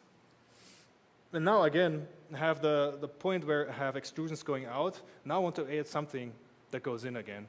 And this section, it just screams for an extrusion going inwards, really. It just hits my eye and like, extrude me inwards. Let's do that. So I could actually do something like this, where I just mask out this one, so it follows this line right there. But I really want to add contrast to make this area look interesting, so I just continue and make it thicker. And then invert, and then move it in. Do it like that. And this is like a happy accident, because this plate here continues, which is kind of cool. And I see, okay, this one reaching into this piece tells me, yeah, continue all the way. Really cool. Oh, I softened the mask right there. This is not what I want. I forgot invert. There we go. Just go for the move brush. Let's go for a big move brush and move this in. And this is like, when you work on this type of detail, one change goes into another. So it's really key to just go in and do something. Just do it. And you will see, one piece will go into another. It will almost solve itself. Now I lost the extrusion inwards, no problem. Let's do it again. Maybe let's do it here. See how that looks. If you're not sure, just try it. You can always change things. Move in. Yeah, there we go. Not looking too bad. Maybe redynamesh this again. And use the edge polish to go even more inside. There we go. Okay, so I have this now, and I like to add a bit more stuff here. And here I want to use one of my custom brushes I did for the work during Horizon. Because like I said, partially these signature details were done using alphas and brushes, and some stuff was manually sculpted. Now it's time to use one of those brushes. And I think a good one to use is this one, because what it does, it adds a bit of softness to the surface, which also is a nice contrast compared to the hard shapes. And let's just do that. And I'm really not entirely sure how I want to add it, so I start to drag it out and see what happens. Drag it out this way. I think this is what I like. Maybe not so big. Maybe a bit more, a bit less. Yeah, like that. So I think this is kind of cool. But it also did it on these ones. We could keep it as a happy accident, but I'm actually not happy with it. I want the flatness of it we had before. Check my edge polish and just flatten this out again. Okay, there we go. So this does already look more interesting. So when we look at it from the side, this looks like a clip that holds both plates together, and this is what we want. Let's go back up here to this big plate. And I already suggested in the concept art, is what already showing that this plate is kind of going into this one. And I have this U shape here, followed again by those straight lines. And this shape suggests, okay, how can I make these two plates connect even more together? I thought, okay, I can repeat this, like on this side, but going on into the other direction. So let's just do it, don't talk too much. Just go in, just do it. And we just mask out those areas. And I want to keep a width that's here. This is just a loose stroke I did, but right now, it is a suggestion of how wide I could go with the mask here. Let's just go this one. Then I go transpose. It's this guy. And then drag this out. And see that I go like this. I think this is okay. Yeah, so I got distorted geo, so we just redynamesh that to have our resolution back. And then I use a mask lasso to lasso out this section. Because what I want is, I want this U shape over here. This is where the clip circle comes in place again. Clip circle center. And just move this in place. If you hold space, you move the guy around. Try to, yeah, this could work. Then redynamesh this. Now this is where our planar brush comes into place. So I still have backfast masking turned on. And I just move and make this flat. Right there. So this was flattening it inwards, and now to get this one flat, I just need to press Alt to tell the geo to go out. So I just pick this one and do that. Ben. What's happening? 10 more minutes. 10 more minutes? Oh, okay, that's good. And do the same thing here. And then just redynamesh this. And take my edge polish. Do this. I also even take the edge polish here, because I think the geo is in a state where I don't destroy it too much. And even do that. There. Just kill this one quickly. It doesn't have to be super great and super smooth. It will always be cleaned up later for baking our normal maps. And I use the move brush a lot to clean up these straight lines.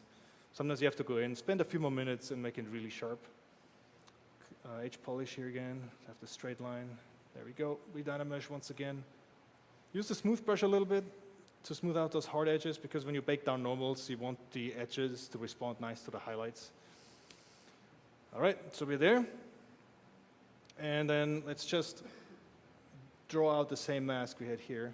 I'll have to switch past the mask pen. To this, just go like that. Because I want this plate to join this one, so it has to follow the shape. Just draw this out. And then kind of follow the shape roughly. Okay, I think this is okay. Then I flip the mask here. What I want to do, I want this unmasked section here be as flat as this one. So what I do, I switch back to this, and I quickly use the old transpose and just click on that surface so it aligns perfectly perpendicular to it. And then I switch back to this guy. It's still masked, and I still have my transpose there. And I go to W for the move, hold Shift, and just click and drag this flat out so it joins the other one nicely. And then I move this in, maybe like that. So I have like both plates join each other here right now, which is partially a goal achieved. Not just to have to work out this section, but we still have like 6 minutes. I'd like to show you a few more other tricks on this one. Like a few more custom brushes. Let's say I have like one of these. Let's take a nice one. Because I made the custom brushes in a way that they complement each other and they're not very specific. We had custom brushes made of the robot plates, but they were very, very specific. So they could work on one type of surface, but it didn't work on another. So I kept the brushes we did very modular. So I have, for example, this guy. It just drags out like a flat piece and extrusion in it. But you can do so much with it. You can just add it maybe here on this guy or this section. So I have like this square. Or let's see what happens if I add it here. There we go. Job done. Detail finished. And or I combine it with another one, which is the layer brush. The layer brush is an old stock brush, but it's so powerful and I still love it. Usually it just does that. It keeps drawing a continuous surface until you like remove your pen from the surface, then you start again, you have another one, but it keeps doing the same thickness all the way through. And we can increase the intensity to do something like this, right? Or something like this. But this is still pretty loose and like hand-drawn, and if you drank like 2 liters of cafe, you're going like this, and we don't want that, right? So there's a cool feature in the stroke section that's called backtrack. And we set it to line and then tell it snap to drag, so I can drink as much coffee as I want and it will still have a cool line like this because it stays on track. So what I can do here is I can just take the layer brush and say, okay, maybe let's see what happens here. All right, that's pretty cool. Or do it like there. Detail done, awesome. Or I can go and make a long one using Alt, just it goes in, and then right in the middle, I let go, and I have a detail like that. So I just could do this, have this one, or I make it really big, make a big piece, layer brush, make it small, and go in and do a detail like that. So I have a hot surface detail sitting there. So it's just a layer brush, it's just one brush, but it's still so powerful, and I really can recommend using it. Then we can combine it with another custom brush. Let's say I do this one and drag this guy out right there, and then use the layer to do something like this. So it's still using custom brushes, but I can alter their look by using different ones and combining them with each other, so the whole scope doesn't become too repetitive. And then once we're done, I finish this off like at home. So this is the way I made these plates join each other. I did the same thing, masking out, extruding, and then cleaning it up. And this even like screams for another detail, but we're running out of time. So it's basically so much fun to do that. And here I did a different take on this one. I even had this plate invading the other one, and this was more like of a machine part going in. Oh yeah, now you know how I did this, right? So there we go. And here's this one with the layer brush again. So yeah, that's my hard surface take and how we did it internally. Guerrilla Games, and I hope you enjoyed the show. I think it's time for the last couple slides, right? We have a few more slides, Yeah, yes. What do I need to do? Real quick, no worries. Just still start the presentation? No, you need to start it. Just bring it, yeah. Oh, here? Yeah. All right, so we want to show you a couple of screenshots that were done from the community, and this was all from NeoGAF, so they all used the photo mode, and they did some really cool screenshots with that. And here we can see Child Aloy. Yeah. And there's a cool thing about her. She's not wearing any robot plates, and that's because she's a child. She's not that huntress yet. She hasn't learned how to hunt down robots, and as she progresses through the game, she gets all this gear because she gets more advanced and more skilled. And you know, all of the story is being told within the design of the clothing, like the scarf. Yeah, the scarf is a cool example of that. In the first cutscene, you see Rost with the baby Aloy, and she's kind of swaddled in this kind of blue fabric, which turns out to be her scarf when she's Child Aloy, which is really oversized, as you could see in my sculpt. And then when you actually get the Outcast Yeah. outfit, it's Yeah, actually a that's- fitting scarf for her adult version, which is really cool. So it's like this red thread through Yeah. her adulthood, and the way she grew up. It was already also during the production process while we worked on her, which was such a blast working on this project. Here we have Farl, which, Yeah. which is an expert hunter, so He he is an does expert have the hunter. robot parts, and it's actually merged in with fur, which is like super This is cool. like robot parts on fur, where you Yeah. have that. I mean, this shows a great example as the sheer amount of details and possibilities we had in the world of Horizon, that we can combine so many details on one character, and the possibilities visually for design and character art they're almost unlimited. And our concept artists, they knew that, and they went totally nuts with the designs. I haven't seen design like that before, so I was like, I want to model this, I want to model this. This is actually a good shot showing off some of the cool environments as well. Like Really those are nicely also done. beautiful. I love the braiding and the weave of some robot cables and stuff right there. It's all modeled in, so these are pretty high-res game meshes. Yeah. Actually, this is one of my favorites. Yeah. Really shows the All the kind of weaving going on with the Norak mesh, costumes. yeah. And Some Alien Aloy action shots, you on know, her- you on gotta the have steed. those. So we have here the fabrics, the artificial ones, the rubber materials, and then the tribal aspects of it. Really cool. Yeah. This is the scarf we were talking about before. So this is Aloy grown up with the same scarf, which is a scarf. cool detail. And here you can tell the material expression that this is really thin hide, Yeah. and it really looks like it feels like it's going to flow in the wind and Yeah. stuff. And again, pay attention to all this kind of. You can feel that it used to be stretched on a rack, so it kind of left this kind of wobbling edge effect. And now this is like my personal favorite. I love this costume. It really sells all the rich Karja fabrics, and then combined with the super cool shape language of the robot plates for the Karja. Now you know how these details were done, I guess, Yeah. on those plates. Oh yeah, This is a shield weaver costume. super cool. This costume really reflects the talk we gave today, Yeah. because it was a pure collaboration between Ben and me, where I did all the fabrics and Ben did all the robotic elements, all the hard surface stuff. So it really came together nicely.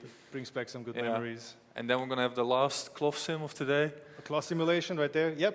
We're hiring. So, yeah, we're So, yeah. looking for new colleagues to work with us Cool on the people to next work with us, yeah. Gorilla project. So, you know, if you're interested, come talk to us like after the talk. Cool. So now we're Right. open to questions. Fire. I hope you Just enjoyed shoot. the presentation. Well, we can take a couple questions. Oh, there you go. Bye. Thank you.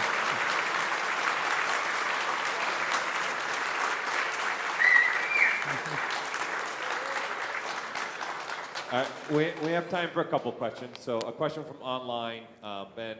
Yo.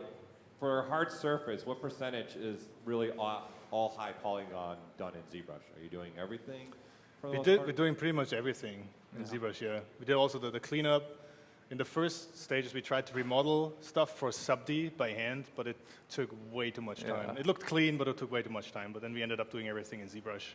And it was so fast For and the quick. for the actual bakes on the Yeah. game mesh, it looks fine. It looks great. It doesn't have to be super slick and super smooth, because for the target pixel density we're going for, this type of cleanup was way than enough. Yeah. We have a question in here. Oh, we got it right here, right in the front. I like it. I don't have to walk. Hey, Ben, I really like what you do. Thanks, man. Do you have any like machinery reference that you look at a lot for your designs? I have like this big folder on a hard drive that has like, look at these CNC machine parts and sports motorcycles that have like these cool lines and machine work as well. But mostly it's like the CNC plates that you can see everywhere that have like these different plane changes of 90-degree angles, and lots of like military jets, helicopters, everything that's in the real life. And sometimes it's just walk around the city and take pictures of motorbikes, because they can really help. It's like, oh, this is cool. And now you have your phone with you, right? You don't have to bring a huge camera. You have a phone, just take a picture. And this is how you fill up your library. This is what I usually do. And then most of the time I just try things out, how it works. So. Question. So way in the back. Way in the back. Here it comes. Here it comes. And then I'll come get you on the way back. I'll get you on the way back. I'm going to go here. So 2 more questions right here.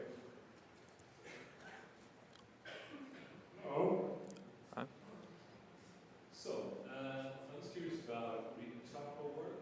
Do you do that yourself? The artist that does the high-quality sculptor, do you outsource, or do you have another artist in-house that does We've got external partners who help us with all the Yeah. UVing, all the retopoing, all the baking.